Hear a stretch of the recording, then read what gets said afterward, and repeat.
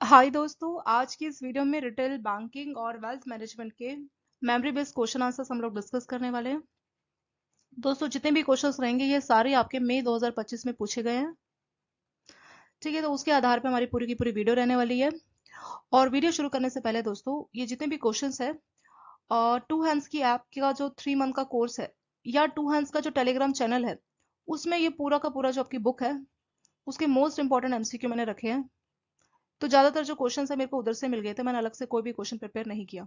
तो अगर आपको ये मोस्ट इंपॉर्टेंट क्वेश्चन आंसर्स की पीडीएफ चाहिए तो टू हैंड्स की या तो 3 मंथ्स कोर्स में आप फ्री में इसको ले सकते हैं। अदरवाइज आपका जो टू हैंड्स का जो चैनल है, टेलीग्राम चैनल, वहां से फाइल सेक्शन में जाके इस पीडीएफ को अवेल कर सकते हैं, जिसमें 450 प्लस क्वेश्चन आंसर्स हैं। ये आपका क्वेश्चन आंसर्स की फॉर्म में रहने वाला है और ये आपको जो है वहाँ पे मिल जाएगा। ये आपके रिवीजन के लिए बहुत अच्छा है। इसमें सिर्फ और सिर्फ आपकी पूरी की पूरी बुक के पूरी की पूरी मैक्मिलन बुक से मैंने मोस्ट इंपॉर्टेंट क्वेश्चन आंसर्स को ही कवर किया हुआ है पूरा। अगर आपको कोर्स चाहिए तो टू हैंड्स की ऐप से आप वो ले सकते हैं। What is integrated ombudsman scheme? ये सिंपल सा टॉपिक है दोस्तों, इसमें से बहुत बार क्वेश्चन आता है। ठीक है, और ये इस बार भी पूछा गया था, इससे पहले भी ये पूछा ही जाता है हमेशा। सो इंटीग्रेटेड ऑम्बड्समैन स्कीम जो है 2021 by reserve bank of India, integrated ombudsman scheme 2021 में ये इंटीग्रेटेड ओम्बड्समैन स्कीम आई है। ठीक है, इसका नाम इंटीग्रेट क्यों है? इंटीग्रेट वर्ड वहां पे यूज होता है जहां पे किसी चीजों को मिलाया जाता है, ऐड किया जाता है। ठीक है, तो पहले की 3 स्कीम्स थी, उन 3 स्कीम्स को मिला के ये जो है इंटीग्रेटेड ओम्बड्समैन स्कीम बनाई गई है। तो वो यहाँ पे लिखा गया कि it is a scheme for resolving customer grievances concerning services provided by entities regulated by Reserve Bank of India।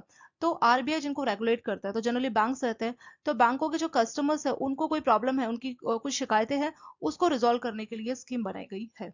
तो एक्सपीरियंट मतलब जल्दी, और कॉस्ट इफेक्टिव मतलब कम खर्चे में जल्दी से जो है कस्टमर की प्रॉब्लम का सॉल्यूशन किया जाए, तो उसके लिए जो है इंटीग्रेटेड ऑम्बड्समैन स्कीम को लाया गया है।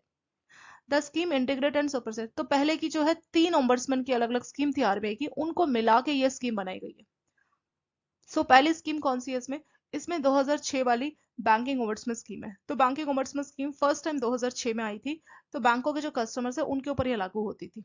ठीक है, तो इसको मर्ज किया गया। दूसरा, ओम्बड्समैन स्कीम फॉर एनबीएफसीज, तो जो नॉन बैंक फाइनेंशियल कंपनी है 2018, उनके कस्टमर्स को कुछ प्रॉब्लम है, तो 2018 में उनके लिए एक ओम्बड्समैन स्कीम लाई गई थी। और तीसरा है डिजिटल, ये जो ऑनलाइन ट्रांजेक्शन करते हैं, तो उनके लिए ओम्बड्समैन स्कीम 2019 में लाई गई थी। तो 3 अलग अलग स्कीम थी, कस्टमर को कंफ्यूजन ना हो जाए तो इसीलिए सबको मर्ज कर दिया गया और एक इंटीग्रेटेड ओम्बड्समैन स्कीम 2021 बनाया गया। तो 2021 में 3 चीजें मर्ज है। 2006 वाली जो नॉर्मल कस्टमर के लिए है, 2018 वाली जो एनबीएफसी के लिए है, जो डिजिटल ऑनलाइन ट्रांजेक्शन करते हैं उसके लिए 2019 वाली। इन तीनों को 2021 में मर्ज किया गया और उसका नाम दे दिया गया इंटीग्रेटेड ओम्बड्समैन स्कीम।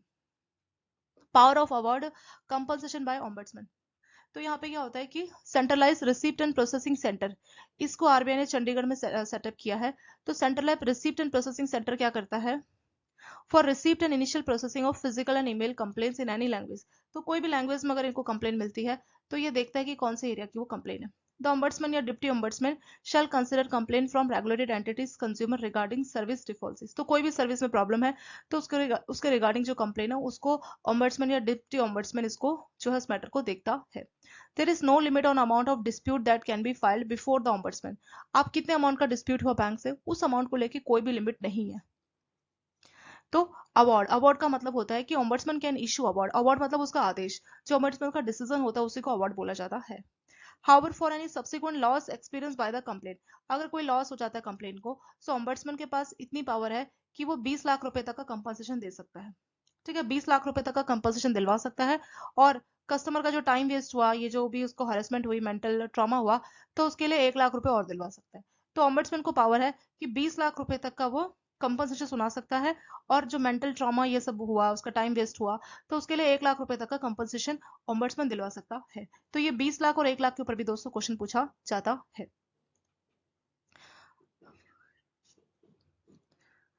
यहाँ पे क्या होता है कि अगर हम पब्लिक सेक्टर बैंकों की बात करें तो जो बैंकों को रिप्रेजेंट करेगा, ठीक है, the responsibility of representing the regulated entities और furnishing information in the respect of complain filed by customer against the entity would be of principal nodal officer in the rank of general manager in public sector bank और regulate. तो बैंकों में जो जब भी case file होगा तो जो बैंक है, बैंक्स है, उसमें एक प्रिंसिपल नोडल ऑफिसर होगा। ठीक है, प्रिंसिपल नोडल ऑफिसर, और वो कम से कम जीएम रैंक का होना चाहिए। तो जीएम रैंक का प्रिंसिपल नोडल ऑफिसर्स होगा। कोई भी कंप्लेंट बैंक के खिलाफ आती है तो यही बैंक के बिहाफ पे बैंक को रिप्रेजेंट करेगा। With in 30 days of lodging A complaint with the bank, customer सीधे ही ओम्बड्समैन के पास नहीं जा सकता, पहले उसको बैंक को कंप्लेन करनी होगी। ठीक है, तो पहले कस्टमर बैंक को कंप्लेन करेगा। With in 30 days of lodging A complaint with the bank, bank को कंप्लेन करेगा कि 30 दिन के अंदर अंदर जो है वेट करेगा कि रिप्लाई आता है कि नहीं आता। If customer didn't get any response, customer को कोई भी रिप्लाई नहीं आता, या जो भी रिप्लाई आता है कस्टमर उससे सेटिस्फाई नहीं होता। ठीक है, या तो कस्टमर को रिप्लाई नहीं आया, या जो रिप्लाई आया उससे वो सेटिस्फाई नहीं है, नो सेटिस्फाई। सो उस केस में कस्टमर क्या कर सकता है, ओम्बड्समैन के पास अप्लाई कर सकता है, बैंकिंग ओम्बड्समैन जा सकता है। सेटअप किया है बैंकिंग ओम्बड्समैन स्कीम 2021 के तहत। The executive director in charge of consumer education and protection department of RBI would be the appellate authority। तो कई बार appellate authority का भी नाम पूछते हैं कि appellate authority कौन है। So executive director in charge of consumer education and protection department of RBI, तो वो इसकी appellate authority है। ठीक है, अगर अपील करनी है तो यहाँ जाके कस्टमर अपील कर सकता है। ठीक है, तो ये हो गया दोस्तों आपका इंटीग्रेटेड ओम्बड्समैन स्कीम। कब आया था, ये आया था आपका 2021 में। किन किन 3 स्कीम को मर्ज किया गया, 2006 की जो नॉर्मल कस्टमर की बैंकिंग ओम्बड्समैन स्कीम है, 2018 की एनबीएफसी जो नॉन बैंकिंग फाइनेंशियल कंपनीज है उनकी स्कीम है, और 2019 की डिजिटल वाली जो स्कीम है, इन तीनों को मर्ज करके 2021 में इंटीग्रेटेड ओम्बड्समैन स्कीम को बनाया गया था। यहाँ पे आपका दोस्तों एनबीएफसी है, नॉन बैंकिंग फाइनेंशियल कंपनीज। ठीक है, 2018 का। नॉन बैंकिंग फाइनेंशियल कंपनीज कौन सी होती है, ये जनता से यहाँ पे थोड़ा सा देख लेते हैं एनबीएफसी क्या है, ये टर्म आया तो एनबीएफसी वो कंपनीज होती है जो कंपनी एक्ट के तहत रजिस्टर्ड की जाती है। ठीक है, और आरबीआई इनको बस रेगुलेट करते हैं, और ये जनता से डिमांड डिपॉजिट एक्सेप्ट नहीं कर सकती। डिमांड डिपॉजिट जैसे करंट अकाउंट, सेविंग अकाउंट, ये डिपॉजिट नहीं एक्सेप्ट कर सकती, और ये जो है रजिस्टर्ड होती है कंपनी एक्ट के तहत। ठीक है, ये कंपनी एक्ट के तहत रजिस्टर्ड होती है और आरबीआई इनको रेगुलेट करता है। ये पूरी तरह से जो है बैंक्स नहीं होते हैं। तो इनका पर्पस क्या है, ये किस टाइप की सर्विसेज देते हैं। ज्यादातर जो एनबीएफसी का पर्पस होता है दोस्तों वो है जैसे कोई लोन देना, ठीक है, कोई इन्वेस्टमेंट कराना, तो उस टाइप की सर्विसेज ज्यादा ये देने का काम करते हैं। और लीज है, असेट फाइनेंसिंग है, ठीक है, तो इस टाइप की सर्विसेज से ज्यादा देने का काम करते हैं। तो एनबीएफसी और बैंकों में सबसे बड़ा डिफरेंस यही होता है कि एनबीएफसी डिमांड डिपॉजिट एक्सेप्ट नहीं कर सकते और बैंक जो है डिमांड डिपॉजिट एक्सेप्ट कर सकते हैं। तो जो आपका एनबीएफसी से रजिस्ट्रेशन का भी बात है कि ये 2013 या 1956 का जो कंपनी एक्ट है उसके तहत ये रजिस्टर्ड होते हैं, बल्कि बैंक जो है बैंकिंग का जो एक्ट है 1949 उसके तहत बैंकों को रजिस्टर किया जाता है। ठीक है, तो इस तरीके से एनबीएफसी बैंकों से डिफरेंट होते हैं।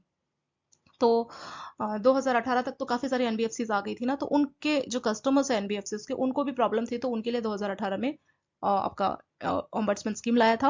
और फिर बहुत ज्यादा ऑनलाइन जो डिजिटल ट्रांजेक्शन हो रही है, बहुत सारे लोन आपको डिजिटल ही मिल रहे हैं ना, डिजिटल आप सीधे कुछ कई नियो या इस टाइप की एप्स है तो वहीं से आप लोन ले सकते हैं। तो वहां पे अगर कुछ कस्टमर को कंप्लेन है उसके लिए डिजिटल ट्रांजेक्शन के लिए 2019 में लाया गया था। ठीक है, इन सबको मर्ज करके 2021 में इंटीग्रेटेड ओम्बड्समैन बनाया गया था। इसमें जो आपका ओम्बड्समैन या डिप्टी ओम्बड्समैन है वो जो है अवार्ड को पास करता है, और चंडीगढ़ में इसका प्रोसेसिंग सेंटर है जहाँ पे सारी एप्लीकेशंस आती है, और एरिया के हिसाब से इसको डिवाइड किया जाता है कि किस एरिया में बैंक है या कस्टमर का एरिया। फिर इसमें 20 लाख तक का अवार्ड का डिसीजन दिया जा सकता है। कस्टमर को जो मेंटल ट्रॉमा या ये सब टाइम वेस्ट हुआ, ठीक है, हैरेसमेंट हुआ, उसके लिए 1 लाख तक का अलग से कंपनसेशन दिया जा सकता है। तो सीधे ही कस्टमर ओम्बड्समैन के पास नहीं जा सकता, पहले उसको बैंक को कंप्लेन फाइल करना होगा, 30 डेज से 1 महीने का वेट करना होगा। अगर कोई रिप्लाई नहीं आया बैंक की तरफ से, या बैंक ने कोई रिप्लाई किया, कस्टमर उस रिप्लाई से खुश नहीं है, तो उस केस में ओम्बड्समैन के पास जा सकता है। ठीक है दोस्तों, इस टॉपिक में से हमेशा 2-3 नंबर का क्वेश्चन पूछा जाता है, तो ये काफी इंपॉर्टेंट टॉपिक आपका हो जाता है। नेक्स्ट आपका म्यूचुअल फंड के ऊपर क्वेश्चन पूछा गया था। तो म्यूचुअल फंड किस तरीके से काम करता है, it is an investment tools. Mutual fund एक आपका इन्वेस्टमेंट टूल्स है। अगर आपको इन्वेस्टमेंट करनी है तो म्यूचुअल फंड में कर सकते हैं। Where funds are collected from different interest investors, तो अलग अलग इन्वेस्टर्स है, मान लीजिए कि ए है, बी है, सी, डी, ई, तो ये पांचों इन्वेस्टर से पैसे को इकट्ठा किया जाएगा। ठीक है, सबने थोड़ा थोड़ा पैसा दिया, वो यहाँ पे इकट्ठा हो जाएगा। Are invested in securities such as stock, bond, money market instrument and assets, तो ये जो पैसा इकट्ठा हुआ इसको अलग अलग जगह पे फंड मैनेजर इन्वेस्ट करेगा। ठीक है, वो कुछ पैसा शेयर में डालेगा, कुछ पैसा बॉन्ड में डालेगा, ठीक है, कुछ पैसा असेट खरीदेगा। तो इस तरीके से उस पैसे का डिस्ट्रीब्यूशन किया जाता है। In India mutual fund are handled by fund manager. तो अब इतने सारे लोग हैं, इनके पास टाइम भी नहीं है, ठीक है, तो इन सब ने फंड मैनेजर को रखा है। तो फंड मैनेजर क्या करता है, वो डिसाइड करता है कि कहाँ पे पैसे को इन्वेस्ट किया जाना चाहिए। फंड मैनेजर को पोर्टफोलियो मैनेजर भी बोला जाता है। They are responsible for investing the fund capital. Fund capital मतलब जो पैसा जमा हुआ है, मान लीजिए सबसे 10,000 रुपए जमा किए, तो 5 लोगों से जमा हुए तो कितने हो गए, ये हो गए 50,000 रुपए। तो 50,000 को कहाँ कहाँ इन्वेस्ट करना है, उसी 50,000 को यहाँ पे कैपिटल फंड बोला गया। ठीक है, उसका काम है कि इनकम या गेन को जनरेट करके देना। They also maintain a structure portfolio to match the investment objective. तो ये पोर्टफोलियो भी इस तरह से रखते हैं ताकि जो लोग हैं उनके ऑब्जेक्टिव को पूरा किया जा सके। सो म्यूचुअल फंड और बाकी जो शेयर मार्केट है उसमें डिफरेंस क्या है दोस्तों। देखिए, अगर आप शेयर मार्केट में इन्वेस्ट कर रहे हैं तो ये क्या है, हाई रिस्क हाई रिटर्न है। रिस्क भी ज्यादा है, हाई रिटर्न हाई रिस्क। क्यों रिटर्न ज्यादा और क्यों रिस्क है, क्योंकि आपने किसी कंपनी के शेयर में पूरा पैसा डाल दिया 10,000, कंपनी बहुत आगे बढ़ गई, मान लीजिए 20% या 30%, तो आपको अच्छा खासा मुनाफा हो जाएगा। पर अगर कंपनी डूब गई तो पूरा पैसा आपका डूब जाएगा। तो हमेशा जो शेयर मार्केट है उसको हाई रिस्क हाई रिटर्न बोला जाता है। पर म्यूचुअल फंड के केस में ऐसा नहीं है। म्यूचुअल फंड के केस में रिस्क तो है, पर वो बंटवारा हो जाता है। जैसे कुछ पैसा गया शेयर में, कुछ गया बॉन्ड में। मान लीजिए शेयर डूब गया तो कोई बात नहीं, बॉन्ड या बाकी जगह से तो फायदा होगा ना, तो उस लॉस को भी आपस में डिस्ट्रीब्यूट कर लिया जाता है। जैसे यहाँ पे प्रॉफिट का बंटवारा हो रहा है, वैसे ही लॉस का भी बंटवारा यहाँ पे किया जा रहा है। तो इसी वजह से म्यूचुअल फंड को काफी सेफ माना जाता है एज कम्पेयर टू आपका शेयर मार्केट। ठीक है, और यहाँ पे एक फंड मैनेजर होता है या पोर्टफोलियो मैनेजर, उसको मार्केट का अच्छा खासा नॉलेज होता है कि कौन सी कंपनी अच्छा ग्रो कर रही है, कौन से बॉन्ड में अच्छा प्रॉफिट मिल रहा है। तो उस हिसाब से अपने एक्सपीरियंस एक्सपर्टाइज के हिसाब से भी वो अच्छी जगह पे इन्वेस्ट करके अच्छी इनकम जनरेट करके देता है। पर अगर आप सीधे म्यूचुअल फंड शेयर में जा रहे हो तो आपको नहीं मालूम ना कौन सी कंपनी अच्छा कर सकती है, आपके पास इतना टाइम भी नहीं है। तो म्यूचुअल फंड को एक सेफ इन्वेस्टमेंट माना जाता है compare to shares. So mutual fund के कुछ टाइप्स है दोस्तों, इक्विटी म्यूचुअल फंड और डेब्ट म्यूचुअल फंड। इक्विटी मतलब शेयर्स, यहाँ पे जो पैसा है पूरा का पूरा स्टॉक मार्केट में डाल दिया जाएगा। तो जितना भी 50,000 रुपये जमा हुआ था, हमने जो एग्जाम्पल में देखा था ना, 10,000 ईच, तो 5 लोगों ने जमा किया तो 50,000। तो इक्विटी में क्या होगा कि पूरा का पूरा पैसा इक्विटी मार्केट में शेयर मार्केट में डाल दिया जाएगा। ठीक है, तो जितने भी मार्केट के जो शेयर्स है उसमें जो है पूरा का पूरा स्टॉक के ऊपर शेयर्स पर डिपेंड करेगा। अगर शेयर अच्छा परफॉर्म करेगा तो अच्छा है, अगर नहीं परफॉर्म करेगा तो नहीं है। ये वही है हाई रिस्क हाई रिटर्न, क्योंकि इसमें क्या है, रिस्क बहुत है, क्योंकि पूरा पैसा 50,000 शेयर में चले गए। ठीक है, तो अगर शेयर ग्रो करेंगे तो रिस्क अच्छा है पर रिटर्न का चांस भी ज्यादा है। तो हाई रिस्क हाई रिटर्न की सिचुएशन होती है। सेकेंड आता है आपका दोस्तों डेप्ट fund. It will invest money into डेप्ट इंस्ट्रूमेंट, जैसे ट्रेजरी बिल्स है, गवर्नमेंट सिक्योरिटीज है। तो वहां पे फिक्स इंटरेस्ट रेट डिसाइड, जैसे एफडीज होते हैं ना, वैसे ही इनमें जो है इन्वेस्टमेंट फिक्स डिसाइड होती है। तो ये बिल्कुल रिस्क कम है, ये लो रिस्क लो रिटर्न है। यहाँ पे रिस्क भी कम है लेकिन रिटर्न भी कम है।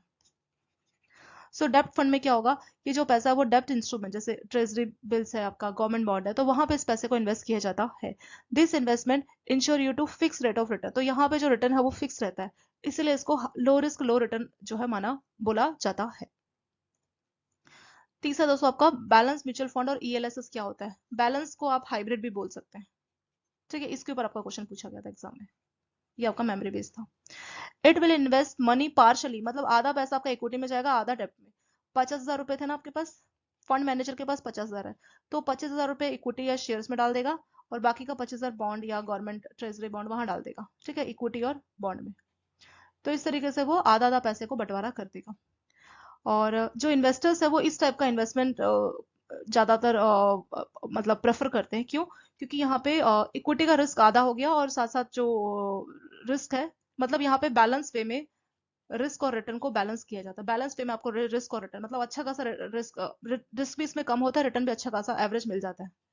ठीक है, तो इसीलिए इसको बैलेंस या हाइब्रिड म्यूचुअल फंड बोला जाता है। और लास्ट आपका ईएलएसएस। तो कुछ ऐसे लोग हैं जो काफी ज्यादा इनकम टैक्स पे करते हैं, तो वो equity linked saving scheme ELSS के तहत भी इन्वेस्ट कर सकते हैं। तो ये पूरा का पूरा टैक्स सेवर है। पर इसकी सबसे इंपॉर्टेंट चीज है कि ये 3 साल के लिए आपका पैसा लॉक हो जाता है। जो भी आपके टैक्स सेवर प्रोडक्ट है, जैसे टैक्स सेवर एफडीज है, उसमें 5 साल के लिए पैसा लॉक हो जाता है। ठीक है, तो टैक्स सेवर जो भी होते हैं, म्यूचुअल फंड में आपका पैसा 3 साल के लिए लॉक हो जाता है, और अगर टैक्स सेवर एफडी है तो उसमें 5 साल के लिए लॉक हो जाता है, मतलब आप पैसे को निकाल ही नहीं सकते। तो इक्विटी लिंक सेविंग स्कीम या ईएलएसएस होता है आपका, they are known as tax saving fund. इनको आप टैक्स सेविंग फंड भी बोल सकते हैं। इसको जो है एटीसी के तहत आपको इस जो इन्वेस्टमेंट है इस पे कोई भी टैक्स नहीं पे करना होता है। ठीक है, they have 3 years of lock in period. तो ये जो ईएलएसएस है, इनका 3 साल का लॉक इन पीरियड रहता है। 3 साल के बाद ही आप इस पैसे को विड्रॉ कर सकते हैं। ठीक है दोस्तों, तो ये हो गया आपका म्यूचुअल फंड। तो 4 कैटेगरी, एक तो इक्विटी है जहां पे पूरा पैसा शेयर्स में जाएगा। दूसरा डेप्ट, जहां पे सारा पैसा डेप्ट इंस्ट्रूमेंट जैसे ट्रेजरी बिल्स हो गया, ठीक है, गवर्नमेंट सिक्योरिटीज हो गए, गवर्नमेंट बॉन्ड हो गए, वहां पे ये पैसा चला जाता है। तीसरा है बैलेंस या हाइब्रिड, जिसमें आधा पैसा शेयर में जाएगा, आधा डेब्ट या बॉन्ड में जाएगा। लास्ट है ELS, equity link saving scheme. इसमें पैसा ऐसी जगह पे जाएगा जहां पे आपको टैक्स में बेनिफिट मिलेगा। तो जो भी पैसा आप ईएलएसएस के तहत इन्वेस्ट कर रहे हैं उसमें आपको एटीसी के इनकम टैक्स के तहत जो है एग्जम्पशन मिलती है। लेकिन यहाँ पे एक कंडीशन है कि यहाँ पे 3 साल के लिए पैसा लॉक हो जाता है। जनरली म्यूचुअल फंड का क्या लिमिट है, कोई लिमिट नहीं होता दोस्तों, किसी भी एज के लोग 50 60 70 80 कोई भी म्यूचुअल फंड में इन्वेस्ट कर सकता है। पर कोई टाइम लिमिट भी नहीं है, कभी भी आप पैसे को निकाल सकते हैं। लेकिन ईएलएसएस एक ऐसा है जिसमें आप 3 साल के बाद ही पैसे को आप विड्रॉ कर पाएंगे। ठीक है, वो होता है आपका ईएलएसएस यानी इक्विटी लिंक सेविंग स्कीम।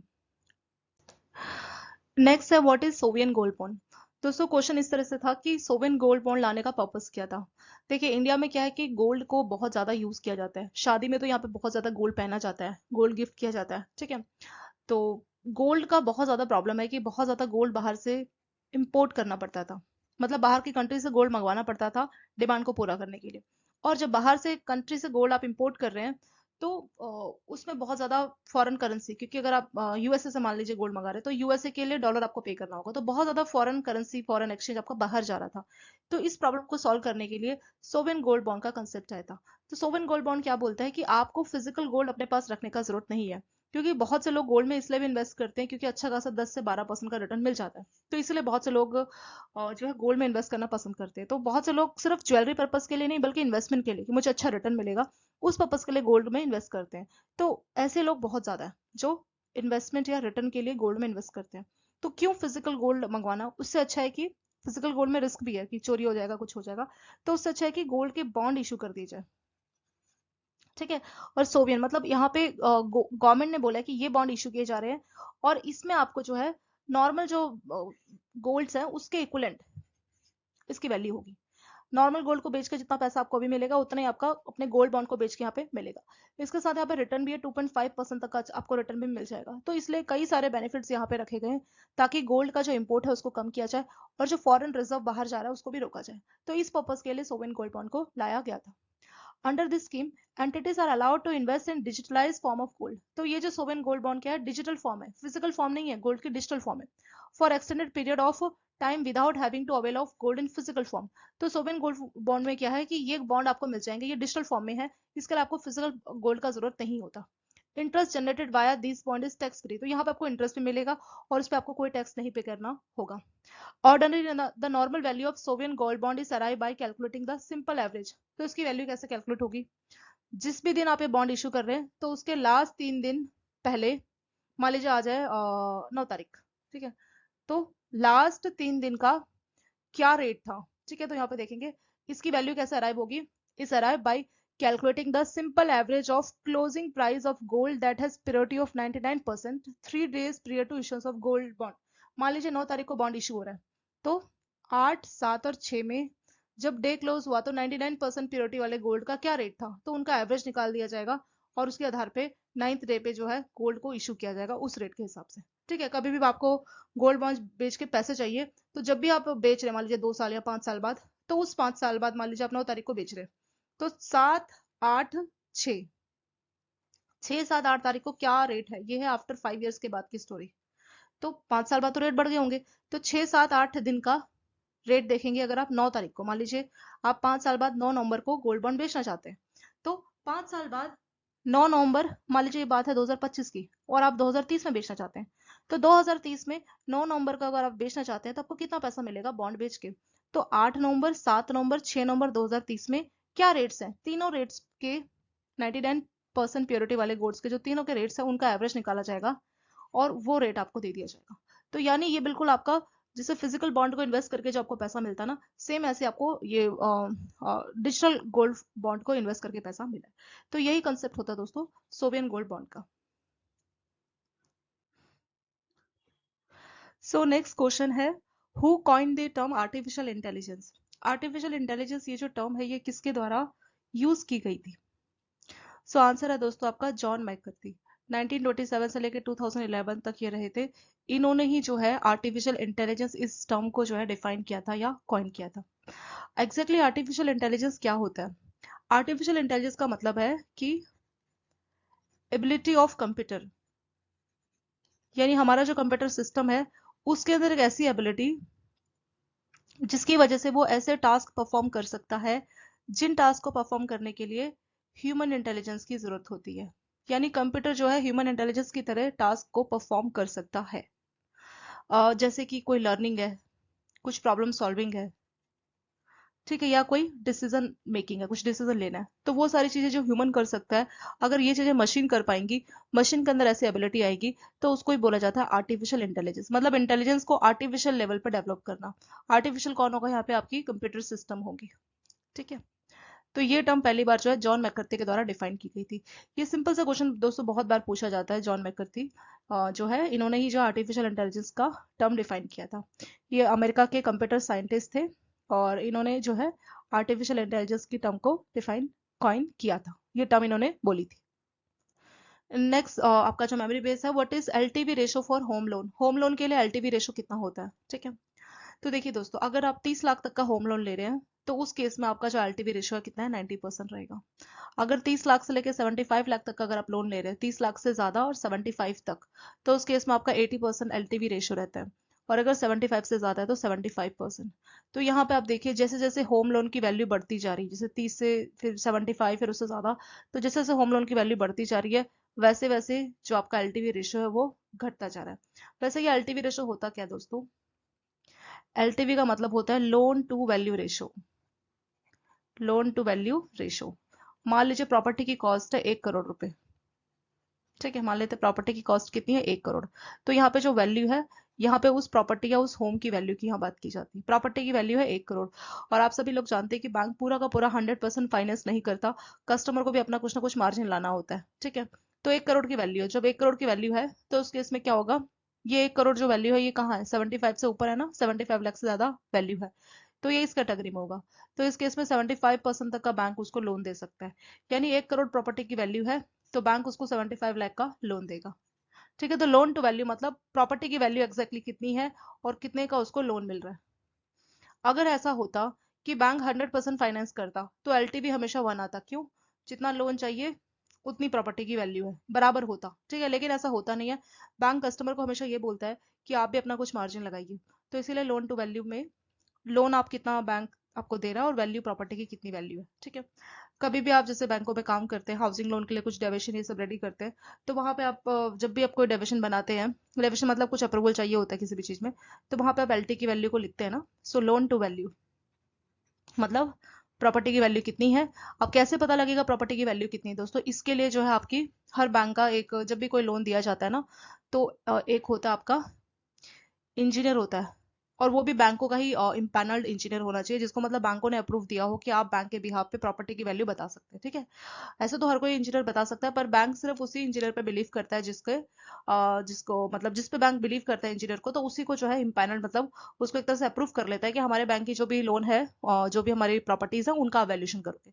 तो इंजीनियर जो ने एक वैल्यूएशन रिपोर्ट दी होती है, वैल्यूएशन रिपोर्ट आप जानते हो ना, जिसमें पूरा सब कुछ मेंशन रहता है कि प्रॉपर्टी की मार्केट वैल्यू इतनी है, रियलाइजेबल वैल्यू इतनी है। तो वहां पे जो है प्रॉपर्टी की वैल्यू मेंशन रहती है, तो उस वैल्यू को ही हमेशा लिया जाता है। और लोन मतलब बैंक कितने तक का लोन उसमें सैंक्शन करेगा।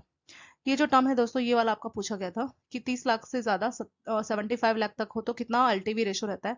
तो ये 80% है। ये आपको एज इट इज मेमोराइज करना पड़ेगा दोस्तों। ठीक है, 90, 80, 75, और यहाँ पे कि 30 लाख तक, 30 से ज्यादा 75 लाख तक, 75 लाख से ज्यादा। ठीक है, तो ये चीज आप एज इट इज मेमोराइज कीजिए।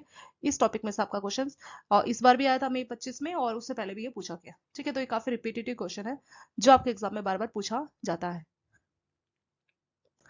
What is margin for home loan? अभी जो हमने क्वेश्चन देखा था ना दोस्तों, एलटीवी वाला, तो एलटीवी वाला हमने क्या देखा था? इससे पहले जो हमने देखा था कि अगर प्रॉपर्टी की वैल्यू 30 लाख तक है, ठीक है, तो उसमें बैंक 90% तक लोन दे देता है। अगर 30 से ज्यादा 75 तक है तो 80%, और 75 लाख से ज्यादा है तो उस केस में 75%। ठीक है, ये तो बैंक लोन देता है। बाकी पैसे का क्या? बाकी कस्टमर का मार्जिन होता है। तो ये क्वेश्चन मार्जिन के ऊपर है कि कस्टमर को कितना मार्जिन लाना चाहिए। तो मार्जिन आप इसी से कैलकुलेट कर सकते हैं। टोटल 100% वैल्यू है, उसमें से 90% बैंक दे रहा है, बाकी का 10% क्या होगा? मार्जिन। टोटल 100% है, 80% बैंक दे रहा है, बाकी का क्या होगा? 20% मार्जिन। टोटल 100% वैल्यू है और 75% बैंक दे रहा है, तो बाकी 25% मार्जिन। ठीक है, तो बस यही आपका इस क्वेश्चन का आंसर हो गया। 10%, 20 और 25%।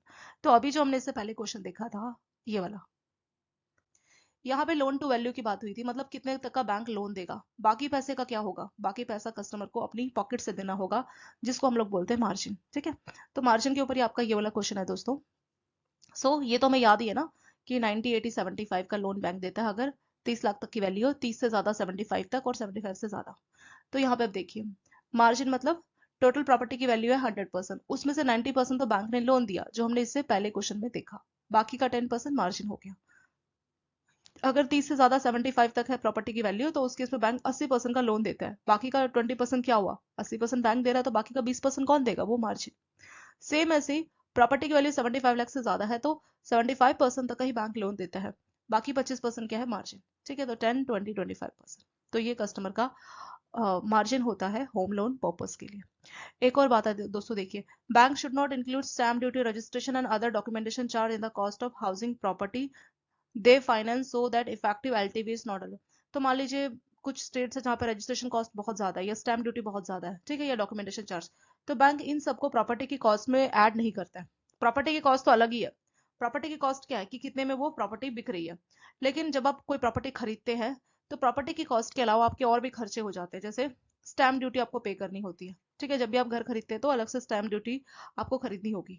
फिर रजिस्ट्रेशन चार्ज लगता है, स्टैम्प ड्यूटी काफी ज्यादा रहता है दोस्तों, रजिस्ट्रेशन चार्ज भी लगता है, और भी कुछ डॉक्यूमेंटेशन फी, जैसे आपको एडवोकेट को फी देनी है, तो ये सारे खर्चे होते हैं। तो यहाँ बोला गया कि बैंक क्या करेगा, इन खर्चे को प्रॉपर्टी की वैल्यू में कंसिडर नहीं करता है। ठीक है, तो बैंक इन चीजों को प्रॉपर्टी वैल्यू में कंसिडर नहीं करता है, बट एक इंपॉर्टेंट चीज है कि अगर जो घर का वैल्यू है 10 लाख तक है, तो बैंक चाहे तो स्टैम्प ड्यूटी, रजिस्ट्रेशन चार्ज या बाकी चार्जेस को ऐड कर सकता है।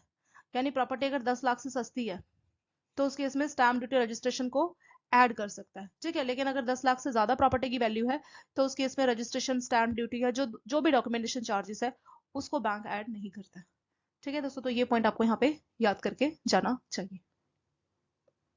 ये भी आप सीधे ही आपने जो ये पहले वाला मेमोराइज किया ना, 90 80 75, तो बाकी का जो बच गया वो मार्जिन ही होगा। तो 10% 20% और 25% हो जाएगा मार्जिन। और नेक्स्ट क्वेश्चन है दोस्तों आपका एजुकेशन लोन के मार्जिन के ऊपर। ठीक है, अभी जो हमने देखा वो था हाउसिंग लोन का मार्जिन। ये क्वेश्चन है, for education loan what is margin.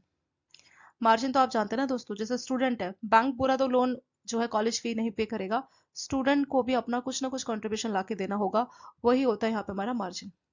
तो ये जो टॉपिक है इस पे से आपका क्वेश्चन पूछा गया था दोस्तों। एजुकेशन लोन आप जानते हैं कि इंडिया में या इंडिया से बाहर अगर आपको स्टडी करनी है तो एजुकेशन लोन लिया जा सकता है। 20 लाख तक का लोन अगर आप इंडिया में ले रहे हैं बैंकों के द्वारा, तो बैंकों के प्रायोरिटी सेक्टर लैंडिंग में काउंट होता है। ठीक है, तो कई बार ये क्वेश्चन भी आता है कि प्रायोरिटी सेक्टर लैंडिंग के लिए कितने तक का लोन काउंट होता है। तो अगर बैंक 20 लाख तक का लोन दे रहे हैं अपने स्टूडेंट को, तो वो 20 लाख तक की जो लिमिट है पर स्टूडेंट, वो बैंकों का प्रायोरिटी सेक्टर लैंडिंग का लोन मान लिया जाएगा। प्रायोरिटी सेक्टर लैंडिंग में बैंकों के कुछ टारगेट्स होते हैं जिसके तहत बैंकों को कस्टमर्स को लोन देने होते हैं। ठीक है, तो एजुकेशन लोन भी एक टारगेट रहता है। अगर आप 20 लाख तक का loan study in India purpose के लिए किसी भी स्टूडेंट को अगर आप दे रहे हैं, तो उस केस में वो वैल्यू प्रायोरिटी सेक्टर लैंडिंग के लोन में काउंट कर ली जाती है। ये मैंने अलग से आपको वैसे बताया, पर ये क्वेश्चन आपका मार्जिन के ऊपर है। तो देखिए, अगर आप 4 लाख तक का लोन ले रहे हैं, ठीक है, 4 लाख तक का लोन ले रहे हैं, तो उस केस में कोई भी मार्जिन देने का जरूरत नहीं है। ये इसलिए बनाया दोस्तों क्योंकि जो छोटे अमाउंट का लोन है, छोटे अमाउंट का लोन है, उस स्टूडेंट के पास कोई सैलरी, कोई जॉब तो नहीं होता, तो अननेसेसरी स्ट्रेस या बर्डन ना आए, तो इसलिए ऐसा रखा है कि 4 लाख तक अगर आप लोन ले रहे हैं तो कुछ भी मार्जिन नहीं देना, पूरा बैंक फाइनेंस कर देगा। ठीक है, 0% मार्जिन, नो मार्जिन। अगर आप 4 लाख से ज्यादा 7.5 लाख तक का लोन ले रहे हैं, यानी more than 4.5 lakhs to 7 lakh, more than 4 lakhs to 7.5 lakh, 4 से 7.5 तक लाख का लोन ले रहे हैं, तो अगर आप इंडिया में स्टडी कर रहे हैं तो 5% का मार्जिन लगेगा, किसी फॉरेन कंट्री अब्रॉड में स्टडी कर रहे हैं तो 15% का लगेगा। ये अब्रॉड के लिए 15% क्यों है दोस्तों, वो इसलिए है क्योंकि आपके पास इतने पैसे है कि बाहर की यूनिवर्सिटी का खर्चा उठा सकते हैं, तो बैंक का मार्जिन भी आप पे कर सकते हैं, ऐसा अज्यूम कर लेता है बैंक। ठीक है, तो जब आप बाहर रहने खाने पीने का इतना सारा खर्चा कर रहे हैं तो बैंक भी अब इसमें अपना अच्छा खासा मार्जिन मांगता है। और स्टूडेंट इंडिया से बाहर चला गया तो वहां पे थोड़ा रिस्क भी ज्यादा होता है। स्टूडेंट इंडिया में तो रिकवरी के लिए बैंक कुछ भी कर सकता है, ठीक है, पर अब्रॉड में चला गया तो स्टूडेंट की वहीं जॉब लग गई, ठीक है, पेरेंट्स भी अगर बाद में उधर चले गए तो कैसे बैंक अपने लोन की रिकवरी करेगा। तो इसीलिए बैंकों को इसमें रिस्क थोड़ा ज्यादा होता है, क्योंकि रिस्क ज्यादा है, इसी वजह से बैंक अपना मार्जिन इसमें ज्यादा रखता है। तो कितना मार्जिन है, 4 लाख से ज्यादा 7.5 लाख तक अगर इंडिया में स्टडी करेंगे तो 5% मार्जिन है, अब्रॉड में स्टडी करेंगे तो 15% मार्जिन है। तो इस टॉपिक पे आपका क्वेश्चन पूछा गया था मई 2025 में। कि अगर इंडिया में स्टडी करेंगे और लोन का वैल्यू 4 लाख से 7.5 लाख के बीच में है तो कितना मार्जिन लगेगा? तो आंसर था दोस्तों 5%। ठीक है, फॉरेन पे भी आ जाता है कई बार, फॉरेन का पूछते तो फॉरेन में स्टडी का 15%, इंडिया में स्टडी का 5%।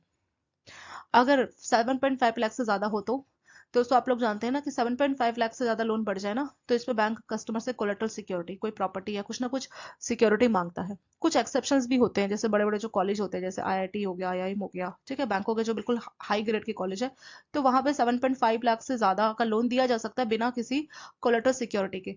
पर ऐसे कॉलेज जो आईआईटी आईआईएम इस बड़ी लिस्ट में नहीं है, ठीक है, जिनको हम लोग स्कॉलर लोन बोलते हैं ना, स्कॉलर कैटेगरी के, मतलब जो बहुत ही हाई फाई कॉलेज है जहाँ पे 101% चांस है कि जॉब पक्का लगेगी, तो वहां पे बैंकों का रिस्क बिल्कुल ना के बराबर होता है। तो इसलिए 7.5 लाख से ज्यादा का लोन आसानी से दिया जा सकता है बिना किसी कोलेटरल सिक्योरिटी के। बट नॉर्मल केसेस में 7.5 लाख से ज्यादा का जो लोन रहता है, बैंक कस्टमर से कोलेटरल सिक्योरिटी की डिमांड करता है। ठीक है, और अगर 7.5 लाख से ज्यादा है तो उस केस में मार्जिन कितना होगा? ठीक है, तो बैंक अपने हिसाब से डिसाइड कर सकता है कि कितना मार्जिन होगा। मार्जिन कैसे पे करना है? ईयर टू ईयर बेसिस, मतलब जब भी बैंक डिस्बर्समेंट करता है उस हिसाब से आपको मार्जिन पे करना है। जैसे कॉलेज मान लीजिए 4 साल का है, तो पहले साल बैंक फीस पे करेगा, आपका 5% मार्जिन आप तब पे कर दीजिए। ठीक है, सेकेंड ईयर बैंक फी पे करेगा, मतलब जब जब बैंक आपको लोन की फी की डिस्बर्समेंट करता है तो उसी टाइम पे आपको भी अपना मार्जिन को पे करना चाहिए। तो इस तरीके से जो है मार्जिन की पेमेंट की जाती है। सो ये वाला क्वेश्चन भी हो गया यहाँ पे कंप्लीट। इंडिया में स्टडी करना है और 4 से 7.5 लाख तक का लोन है, सो 5% मार्जिन। इंडिया से बाहर है तो आपका 15% मार्जिन लगेगा।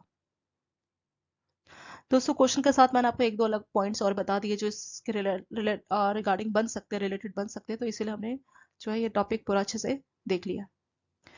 एक और क्वेश्चन है दोस्तों सिक्योरिटी को लेके। ठीक है, एजुकेशन लोन के टाइम पे कितना, कब आप सिक्योरिटी लोगे? No security must be insist loan for up to 4 lakh. अगर आप 4 लाख तक का लोन ले रहे हैं तो कोई भी सिक्योरिटी लेने का जरूरत नहीं है। बस जो पेरेंट या जो गार्डियन है उनको जॉइंट बॉरोवर बनाना होगा, यानी उनको को एप्लीकेट बनाना होगा। लोन तो आप स्टूडेंट के नाम पे दे रहे हो। अगर जो 4 लाख तक का जो लोन है स्टूडेंट के नाम पे दे रहे हैं तो उसके लिए आपको कोई भी सिक्योरिटी नहीं मांगनी। सिक्योरिटी का मतलब होता है दोस्तों कोई भी कोलेटरल सिक्योरिटी, जैसे प्रॉपर्टी हो गया, कोई एफडीज हो गया, ठीक है, एलआईसी की पॉलिसीज हो गया, तो वो सब चीजें नहीं मांगनी है 4 लाख तक। सिर्फ आप एक काम कर सकते हैं, कोई भी पेरेंट्स है या गार्डियन है, ठीक है, फादर फादर नहीं है तो मदर, या फिर आप पेरेंट्स, तो उनको आप जो भी आपके गार्डियन है तो उनको आप को एप्लीकेंट बना सकते हैं। ठीक है, एप्लीकेंट तो स्टूडेंट रहेगा, को एप्लीकेंट वो हो जाएंगे।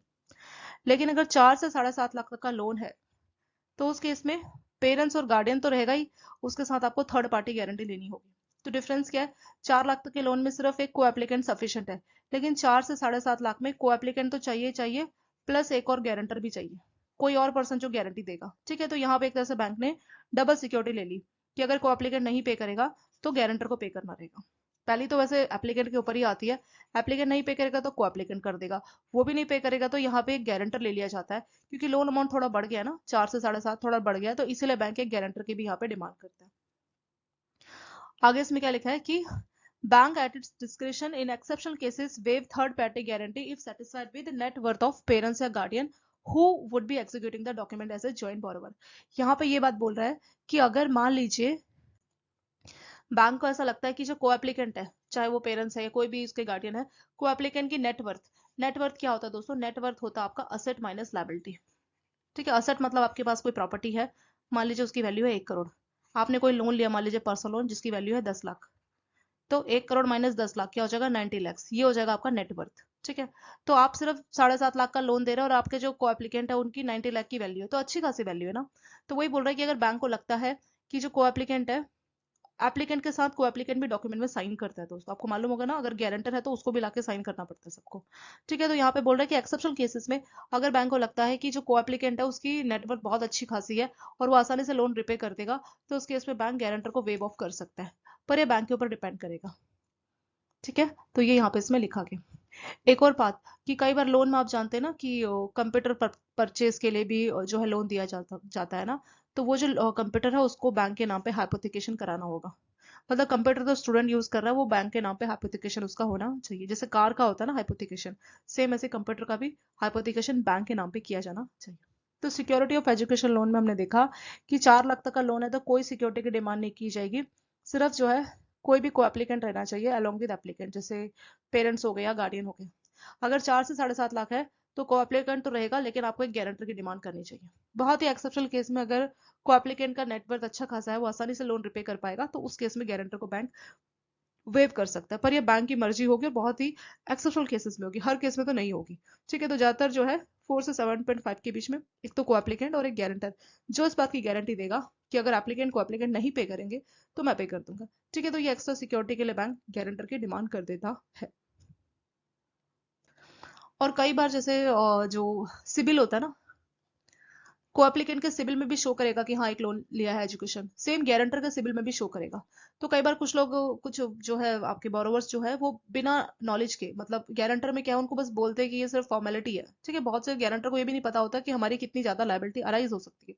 तो बैंकों में भी आपने कोई ऐसी सिचुएशन फेस की होगी दोस्तों की वहां पे सिविल कोई लोन लेने आया, उसके सिविल स्कोर में वो गारंटर है किसी का। ठीक है, और वो बोलता है कि नहीं मुझे इसका कुछ मालूम नहीं है, ये नहीं है। तो कभी भी गारंटर से एप्लीकेशन में साइन करवा रहे हो तो उसको बताइए कि अगर एप्लीकेंट को एप्लीकेंट नहीं पे करेगा तो 100% लायबिलिटी आपके ऊपर आ जाएगी। ठीक है, तो गारंटर को सिर्फ लगता है कि ये सिर्फ एक फॉर्मेलिटी है, वो खुद को एज ए विटनेस समझता है कि मैं सिर्फ एक विटनेस हूँ। और वो विटनेस नहीं होता दोस्तों, गारंटर को मालूम होना चाहिए, और उसको नहीं मालूम तो हमें उनको एटलीस्ट बताना चाहिए कि क्या आपकी लायबिलिटी है। अगर एप्लीकेंट को एप्लीकेंट नहीं पे करेंगे तो 100% लोन आपको ही पे करना रहेगा। ठीक है, तो इस तरीके से जो है गारंटर की लायबिलिटी आ जाती है अगर एप्लीकेंट और को एप्लीकेंट लोन को रिपे नहीं कर पाते।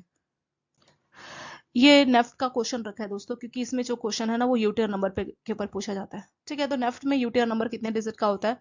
जब भी बैंकों में आप नेफ्ट को अप्रूवल करते हो तो एक यूटीआर नंबर आता है ना, एक तरह से आप समझ सकते हैं ट्रांजेक्शन का अप्रूवल का पर्पस कि अप्रूव हो चुका है, तो वो 16 डिजिट का होता है। ठीक है, तो ये क्वेश्चन बहुत बार रिपीट होता है कि नेफ्ट में यूटीआर कितने नंबर डिजिट का होता है दोस्तों, तो वो होता है 16 डिजिट का। अगर जो नेफ्ट की अगर हम लिमिट की बात करें तो मिनिमम 1 रुपए से लेके कोई लिमिट नहीं है, कितना भी अमाउंट आप नेफ्ट के थ्रू ट्रांसफर कर सकते हैं। अगर हम बैचेस की बात करें तो आधे आधे घंटे के बैचेस बनते हैं, तो टोटल 24 घंटे होते हैं, एक बैच आधे घंटे का होता है, तो इस तरीके से टोटल 48 बैचेस उसमें बनते हैं नेफ्ट में। बैचेस में पेमेंट होती है, मतलब मान लीजिए आधे घंटे के जो भी बैचेस है वो एक बार में जाके ट्रांसफर होंगे, तो इसीलिए नेफ्ट का जो पेमेंट है वो इमीडिएटली नहीं होता है। अभी हम आरटीजीएस पढ़ेंगे, आरटीजीएस में अगर कुछ हाई अमाउंट है, एक लिमिट होती है कि 2 लाख या उससे ज्यादा आप आरटीजीएस में कर सकते हो, तो आरटीजीएस में इमीडिएट पैसा जाता है। पर नेफ्ट में आधे आधे घंटे के बैचेस बनते हैं, उस हिसाब से जो पेमेंट को ट्रांसफर किया जाता है। किस तरह से नेफ्ट का ट्रांसफर होता है? पहला है सेंडिंग बैंक। ठीक है, मान लेते हैं पैसा ट्रांसफर हो रहा है आईसीसी बैंक से एसबीआई, यहाँ से यहाँ जा रहा है, तो सेंडिंग बैंक कौन सा हो गया? आईसीसी की वो ब्रांच होगी। फिर सेंडिंग सर्विस सेंटर, तो आईसीसी का एक सर्विस सेंटर होगा, वहां पे पैसा जाएगा। ठीक है, इमीडिएटली नहीं जा रहा। फिर उसके बाद NEFT clearing centre, NEFT clearing centre आपका जनरली आरबीआई ही रहता है, आरबीआई का रहता है।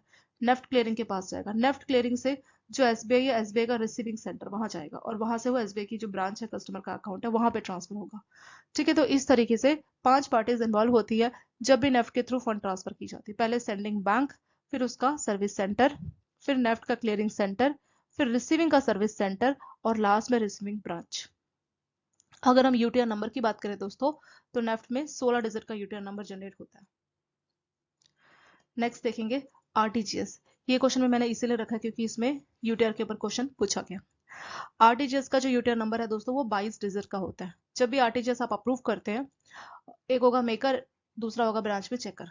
तो जब भी चेकर ट्रांजेक्शन को अप्रूव करता है, तो अप्रूव होने के बाद स्क्रीन में नीचे दिखाता है यूटीआर नंबर, जो कि 22 डिजिट का होता है। ठीक है, तो आरटीजीएस का फुल फॉर्म है real time gross settlement, which is defined as instant या रियल टाइम। जैसे नेफ्ट में तो आधे आधे घंटे के बैचेस बनते हैं, इसको आप ऐसा समझ सकते हैं नेफ्ट को जैसे एक ऑटो है ना जो आधे आधे घंटे में जाता है, तो जितने भी लोग आधे घंटे में ऑटो में चढ़ेंगे वो एक साथ अपने मंजिल पे पहुंचेंगे।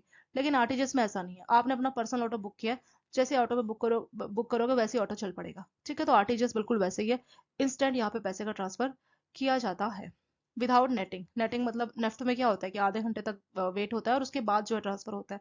आरटीजीएस में ऐसा नहीं होता है। Real time, real time means processing of instruction at the time they receive. Gross settlement means settlement of fund transfer carried out individually. Gross का मतलब होता है इंडिविजुअली, अकेले। जैसे मैंने बताया ना सेपरेट आप ऑटो बुक कर रहे हैं, तो अकेले आप जा रहे हैं ना अपने ऑटो में, तो उस तरीके से ग्रॉस सेटलमेंट है, मतलब अकेले जो है पैसे को ट्रांसफर किया जाएगा और रियल टाइम में किया जाएगा, मतलब इमीडिएट होगा, वेट नहीं करना पड़ेगा। आरटीजीएस में आपका लार्ज अमाउंट होता है, कम से कम 2 लाख या उससे ऊपर। नेफ्ट का तो कोई लिमिट नहीं है, 1 लाख 1 रुपए से लेके कोई भी लिमिट नहीं है, लेकिन आरटीजीएस का मिनिमम लिमिट है 2 लाख। अगर 2 लाख या उससे ज्यादा का ट्रांसफर करना है तभी आरटीजीएस को यूज किया जाता है। For NEFT there is no minimum maximum. NEFT तो आप किसी भी ट्रांसफर से कर सकते हैं, मिनिमम मैक्सिमम कोई लिमिट नहीं है, लेकिन आरटीजीएस में मिनिमम 2 लाख का लिमिट रहता है। यूटीआर नंबर आरटीजीएस में 22 डिजिट का होता है। नेफ्ट में कितना होता है दोस्तों? नेफ्ट में होता है आपका 16 डिजिट और आरटीजीएस में होता है आपका 22 डिजिट। ये क्वेश्चन बहुत बार रिपीट हुआ है, सिंपल सा क्वेश्चन है पर बहुत बार ये रिपीट हुआ है, ठीक है। तो नेफ्ट में होता है 16 डिजिट, आरटीजीएस में होता है दोस्तों 22 डिजिट। नेफ्ट का मिनिमम मैक्सिमम कोई लिमिट नहीं है, आरटीजीएस का मिनिमम है कितना 2 लाख और मैक्सिमम का कोई भी लिमिट नहीं है। नेक्स्ट आपका ये क्वेश्चन था memory base, what is small account? Small account का क्या पर्पस होता है, ठीक है। मान लीजिए कोई कस्टमर आपकी ब्रांच में आता है और बोलता है कि हमें एक खाता खोलना है। आप उसको पूछते हो कि ओबीडी दिखाओ, क्या क्या ओबीडी आपके पास है, ठीक है। जैसे वोटर आईडी हो गया, ड्राइविंग लाइसेंस हो गया, आधार कार्ड हो गया, ठीक है। वो बोलता है मेरे पास कुछ भी ओबीडी नहीं है, तो उस केस में आप उसके लिए स्मॉल अकाउंट खोल सकते हैं। तो स्मॉल अकाउंट का मतलब क्या है? If low risk individual customer, individually कोई कस्टमर आता है, डजन पॉजेस एनी, यहाँ पे इंडिविजुअल कस्टमर दोस्तों कोई ट्रस्ट है या हिंदू अनडिवाइडेड फैमिली, उनका नहीं, सिर्फ कोई अकेला कोई कस्टमर अगर आ रहा है, इंडिविजुअल जो है, अगर उसके पास कोई भी ओबीडी नहीं है, ठीक है। जैसा आपका आरबीआई ने, गवर्नमेंट ने जो कुछ ओबीडी बताए हैं, उसमें से कोई भी ओबीडी नहीं है, तो उस केस में आप उसके लिए स्मॉल अकाउंट्स को ओपन कर सकते हैं, ठीक है। स्मॉल अकाउंट में be open on behalf of self attest photograph and F section of signature और थंब। तो यहाँ पे स्मॉल अकाउंट के लिए क्या चाहिए होगा? एक तो कस्टमर का फोटो चाहिए होगा, ठीक है। और दूसरा क्या चाहिए होगा?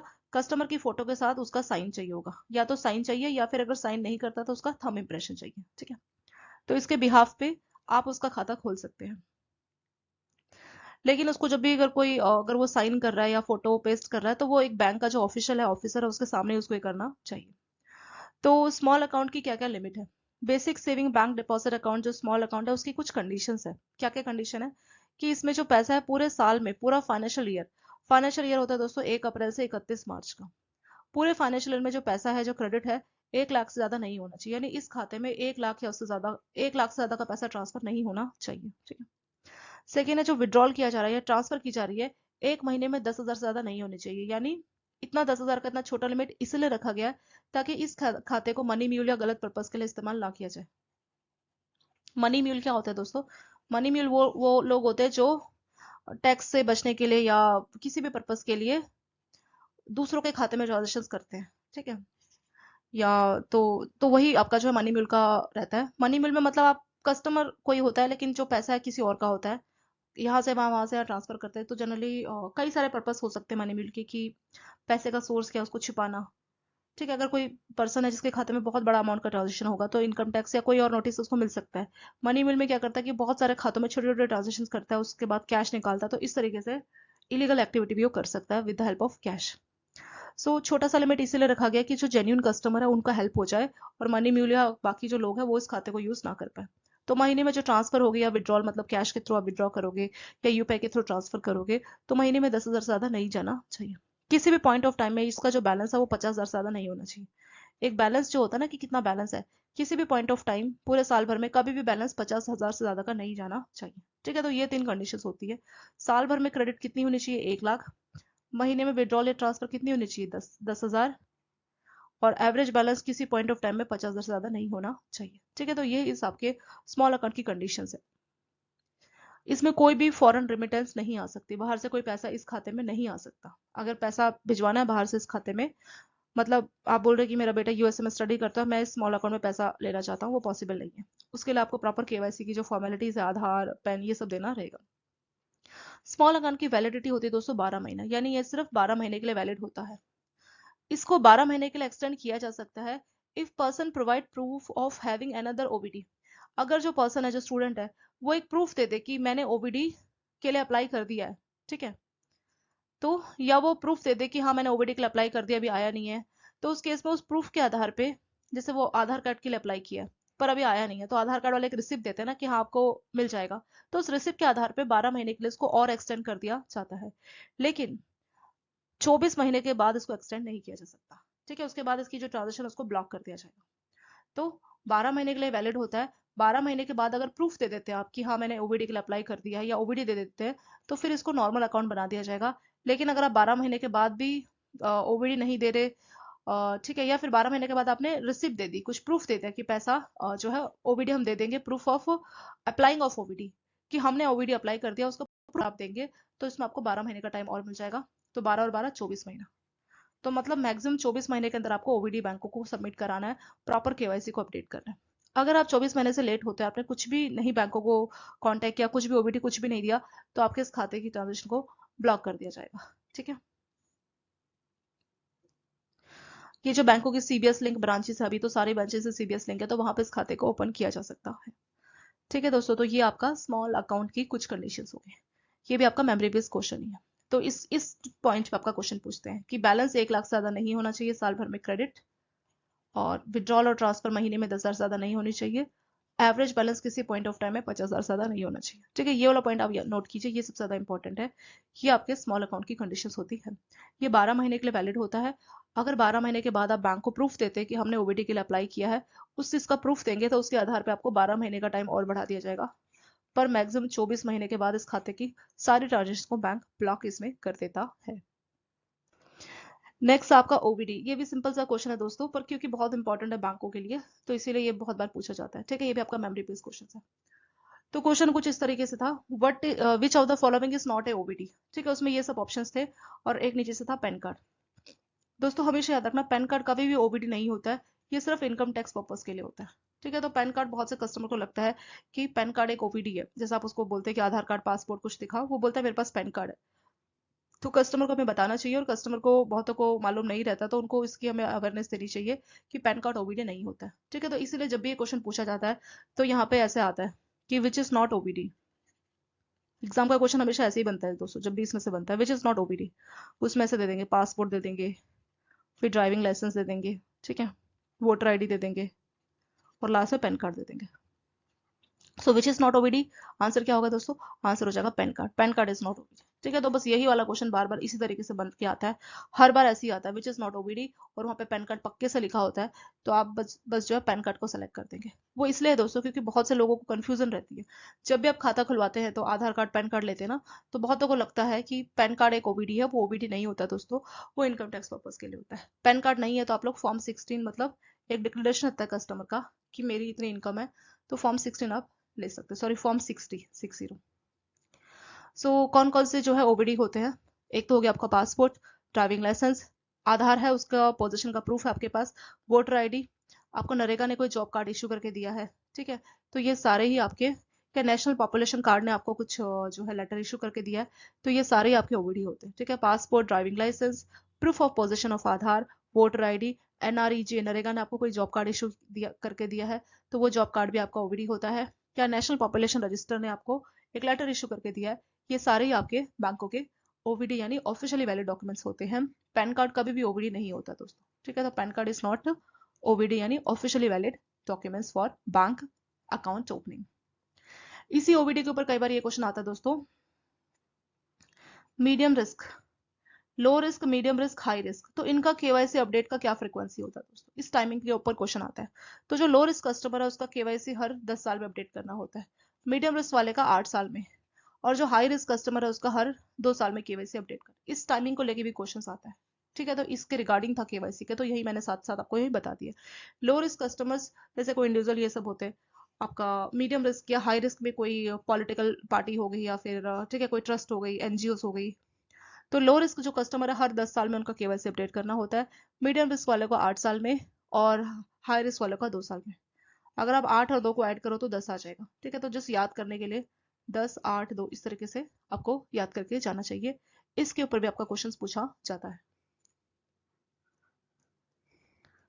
एक और बात, कई बार क्वेश्चन इसके ऊपर ऐसे भी आता है कि आप लो रिस्क में है, ऐसा नहीं कि कोई पर्सन लो रिस्क में तो वो हमेशा लो रिस्क में ही रहेगा, डिपेंड करता है उसकी क्या एक्टिविटी है, कितनी ट्रांजेक्शन है, कितना बिजनेस है, तो उसके आधार पे, इनकम के आधार पे ये ट्रांसफर भी होता रहता है, लो से मीडियम, मीडियम से लो, ऐसे होता रहता है। ठीक है, तो ये जो रिवाइव किया जाता है आप कौन सी कैटेगरी में होंगे, ये कितने टाइम बाद, तो ये हर 6 महीने में रिवाइव किया जाता है। ठीक है, 6 महीने में देखा जाता है आप कौन सी कैटेगरी में होंगे। तो कई बार इसकी टाइमिंग को लेके भी क्वेश्चन आ जाता है कि आप लो में रहेंगे या मीडियम में रहेंगे, हाई में रहेंगे, तो कितने महीने बाद ये रिवाइव किया जाता है, ये देखा जाता है दोस्तों। तो 6-6 महीने बाद इसको जो है 6-6 महीने बाद इसको रिवाइव किया जाता है कि आप कौन सी कैटेगरी में रहेंगे।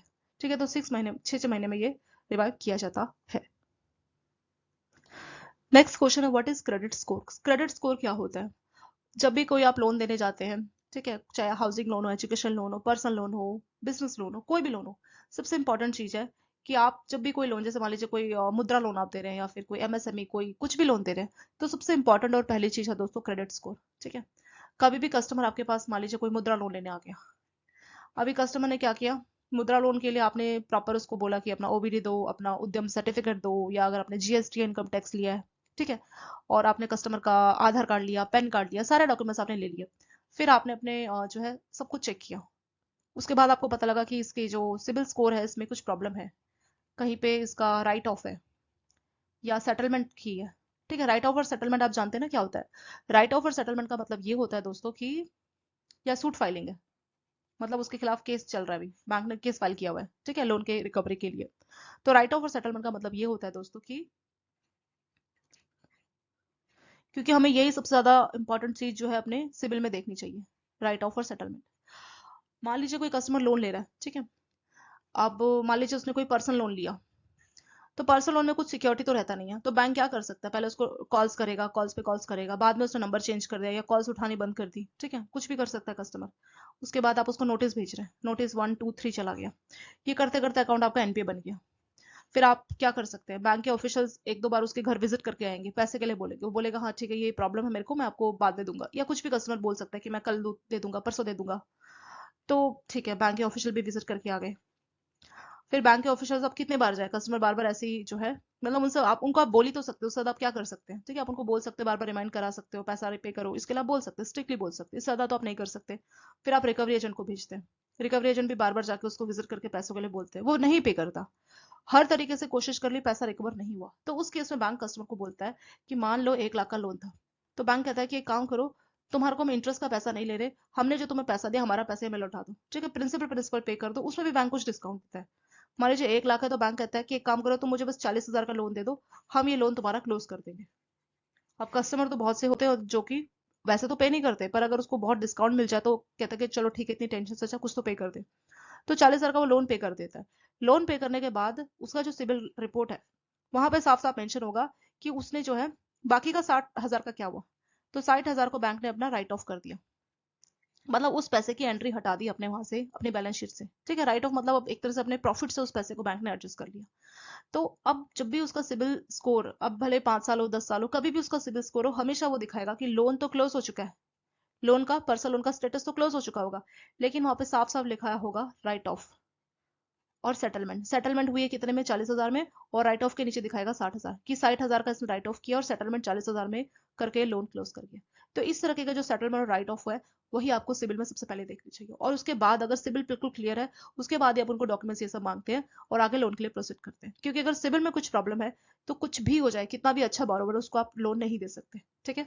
तो हमेशा और सबसे पहले इंपॉर्टेंट चीज किसी भी लोन की, चाहे हाउसिंग हो, मुद्रा हो, पर्सनल हो, सबसे इंपॉर्टेंट चीज होती है दोस्तों क्रेडिट स्कोर। सो क्रेडिट स्कोर एक तरह से कंज्यूमर की क्रेडिट रिपोर्ट होती है। ठीक है, ये क्रेडिट रिपोर्ट होती है, 3 डिजिट का जो है ये नंबर होता है, 300 से लेकर 900 के बीच में आपका क्रेडिट स्कोर हो सकता है। क्रेडिट स्कोर कहाँ से कहाँ होगा दोस्तों, 300 से लेकर 900 के बीच में होगा।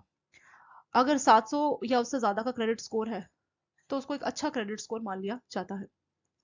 तो क्रेडिट स्कोर या सिबिल स्कोर ये किस किस की वजह से बनता है, तो तीन चीजें हो सकती है। Default on previous credit transaction, जैसे मैंने आपको एग्जांपल दिया यहाँ पर्सनल लोन का, इसने पर्सनल लोन में डिफॉल्ट किया, तो उसकी वजह से उसका क्रेडिट स्कोर इंपैक्ट होगा।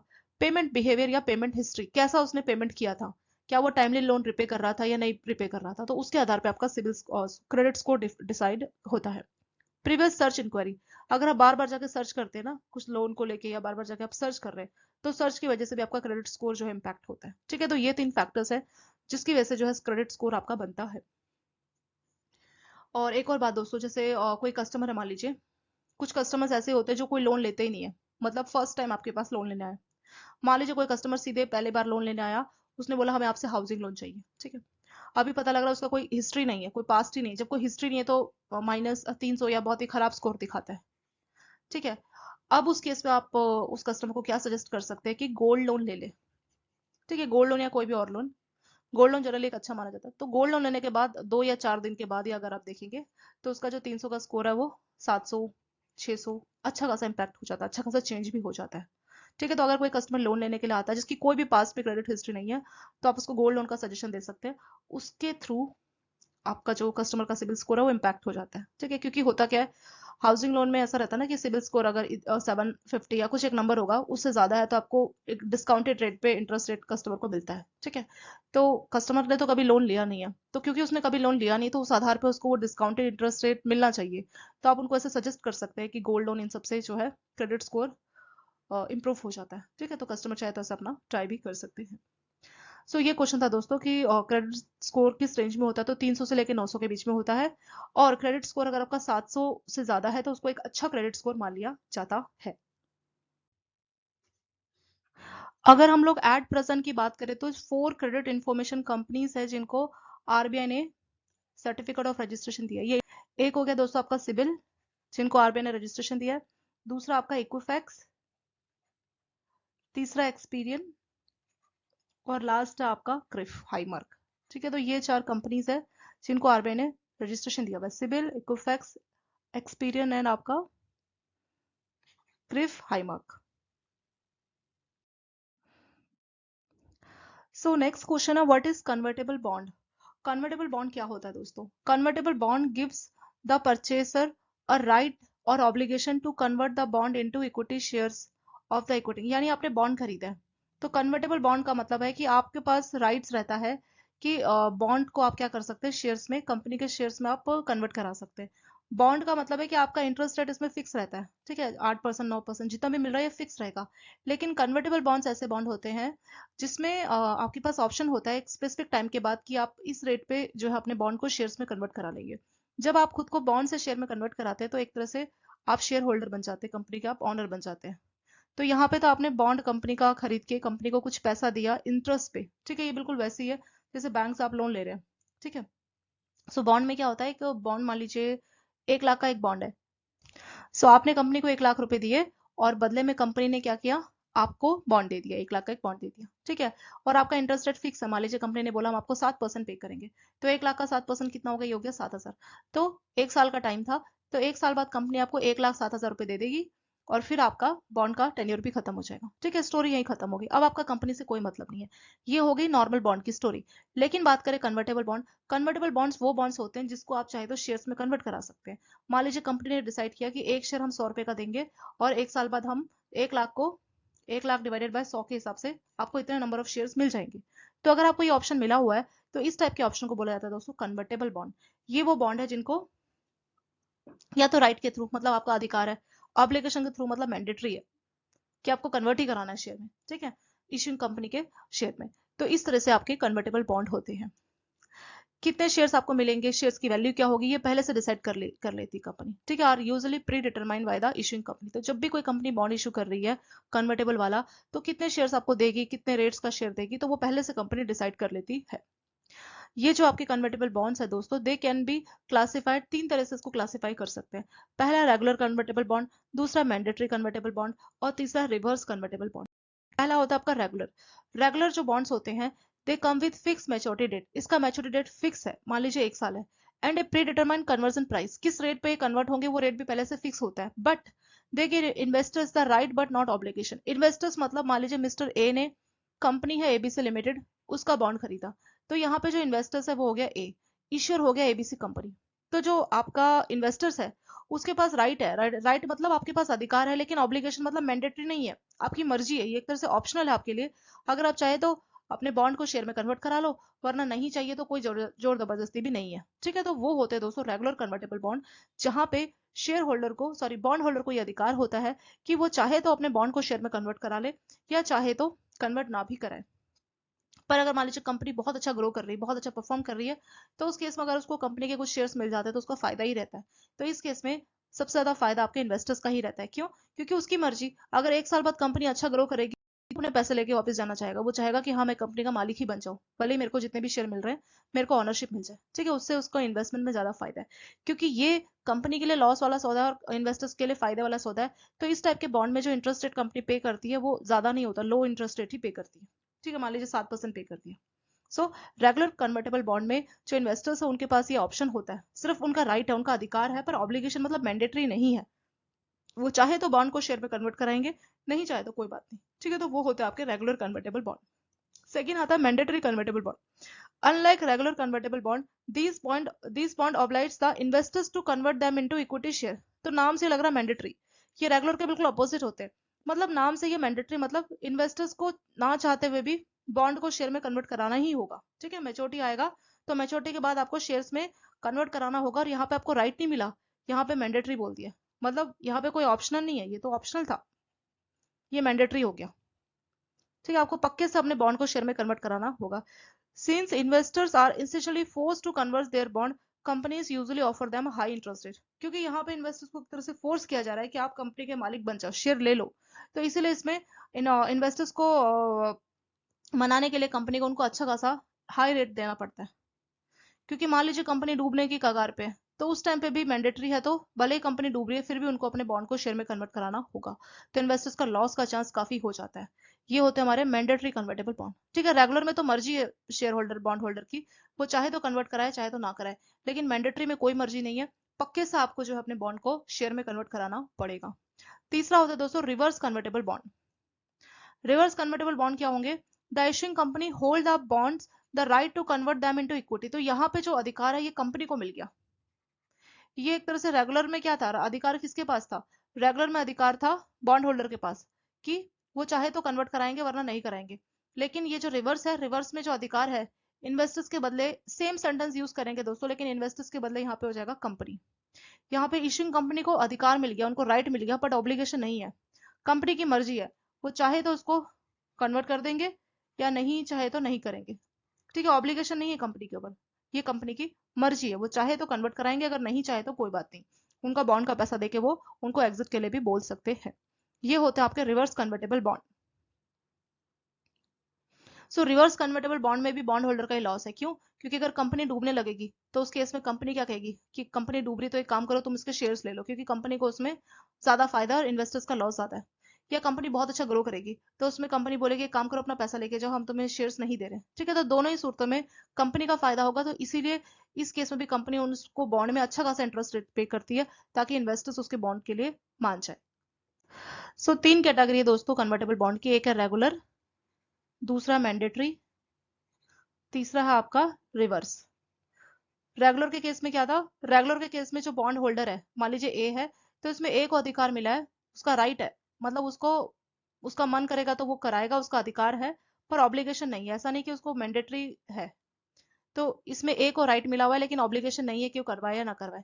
ठीक है, तो ए अपना फायदा देखेगा, वो देखेगा आफ्टर 1 ईयर, मान लीजिए 1 साल का बॉन्ड था, वो देखेगा 1 साल बाद अगर कंपनी बहुत अच्छा ग्रो कर रही है, ठीक है, तो कंपनी का मालिक बनना चाहेगा, वो क्यों एग्जिट करना चाहेगा। ठीक है, ए। लेकिन अगर पता लगे, अगर ए को पता लगा आफ्टर 1 ईयर कंपनी बहुत अच्छा ग्रो कर रही है, तो वो शेयर ले लेगा, वो कन्वर्ट कर लेगा। लेकिन अगर कंपनी डूब रही है आफ्टर 1 ईयर, तो उस केस में क्यों वो कंपनी का मालिक बनना चाहेगा, वो अपने बॉन्ड का पैसा लेके एग्जिट कर जाएगा।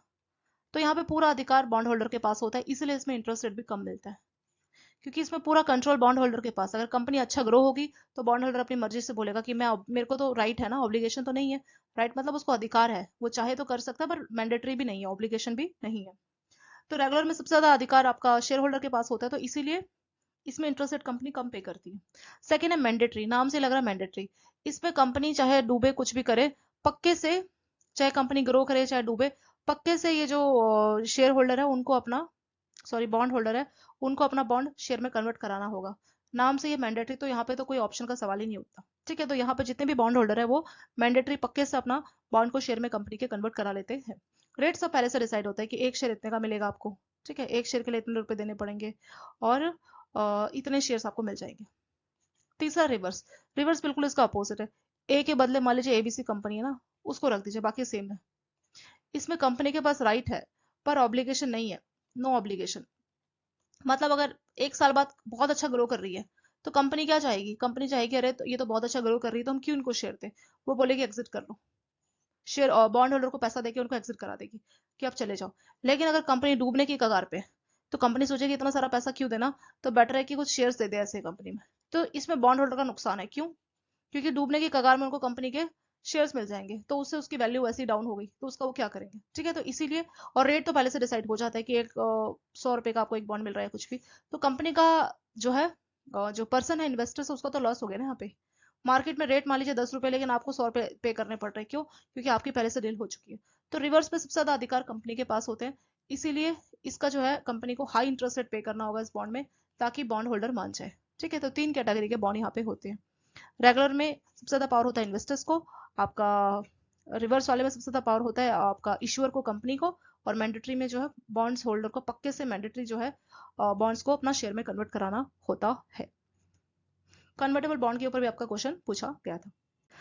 नेक्स्ट आपका सीआरएम के ऊपर क्वेश्चन है दोस्तों, customer relationship management. Customer relationship management क्या है? 360 degree view of customers and there profile. Customers क्या करते हैं, उनका पूरा डिटेल्स, क्या उनकी रिक्वायरमेंट है। कोई सेविंग बैंक के लिए आ रहा है तो बाद में उसको एफडी चाहिए होगा या हाउसिंग लोन चाहिए, ठीक है, पर्सनल लोन चाहिए, तो सारी रिक्वायरमेंट को अगर बैंक पूरा करेगा तो वही होता है कस्टमर रिलेशनशिप मैनेजमेंट। इसका मेन पर्पस क्या होता है कि कस्टमर आपके बैंक से सेटिस्फाई रहे, क्योंकि अगर कस्टमर को आपकी सर्विस से कुछ प्रॉब्लम है तो वो दूसरे बैंक में मूव करेगा। तो सीआरएम में इस बात पे फोकस किया जाता है कि कस्टमर की सारी रिक्वायरमेंट का ध्यान रखा जाए, हर टाइप के प्रोडक्ट उनको दिए जाए, ताकि वो कहीं पे ना जाए। उनको लाइफ इंश्योरेंस चाहिए तो बैंक देगा, आपको उनको म्यूचुअल फंड चाहिए तो बैंक देगा, हेल्थ इंश्योरेंस चाहिए तो बैंक देगा। तो हर टाइप की सुविधा है, एक्सीडेंशियल इंश्योरेंस, मेडिकल, हेल्थ, हर टाइप की सुविधा है उसको। कोई क्रॉस सेलिंग करना है तो सब कुछ आप उस कस्टमर को ऑफर करोगे, ताकि उसको हमेशा खुश रखा जाए, हैप्पी फॉर एवर। ठीक है, तो यही पर्पस होता है आपका सीआरएम यानी कि कस्टमर रिलेशनशिप मैनेजमेंट। यहाँ पे 360 डिग्री व्यू जो है कस्टमर से उसके प्रोफाइल का रखा जाता है, उसकी हर टाइप की रिक्वायरमेंट को पूरा किया जाता है। ठीक है, तो इसका ऑब्जेक्टिव क्या है? The purpose of CRM is to build long term profitable relationship customers. Customers के साथ लॉन्ग टर्म तक प्रॉफिटेबल रिलेशनशिप बिल्ड करना इसका पर्पस होता है। और मतलब कस्टमर को लॉन्ग टर्म उसके रिलेशनशिप बिल्ड करना और उसको खुश रखना, ताकि कस्टमर्स किसी और बैंक के पास मूव ना करे। यही आपके सीआरएम का मेन पर्पस होता है। एक यूपीआई की लिमिट पे क्वेश्चन था दोस्तों, what is UPI limit per day?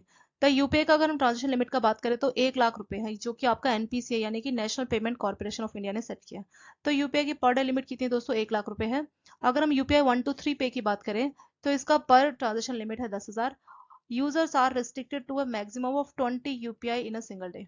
अगर आप एक ट्रांजेक्शन कर रहे हैं तो उसका लिमिट है 10,000। एक बार में आप यूपीआई 1 to 3 की हेल्प से 10,000 से ज्यादा का ट्रांजेक्शन नहीं कर सकते, और यहाँ पे भी आप 20 यूपीआई ट्रांजेक्शन एक दिन में कर सकते हैं। ठीक है, तो ये आपका यूपीआई का ट्रांजेक्शन लिमिट है। इस टॉपिक को लेके भी आपका क्वेश्चन पूछा गया था, तो सिंपल सा टॉपिक है और ये बहुत बार आपका पूछा जाता है कि यूपीआई की पर डे लिमिट कितनी होती है, जो कि आपकी 1 लाख रुपीज।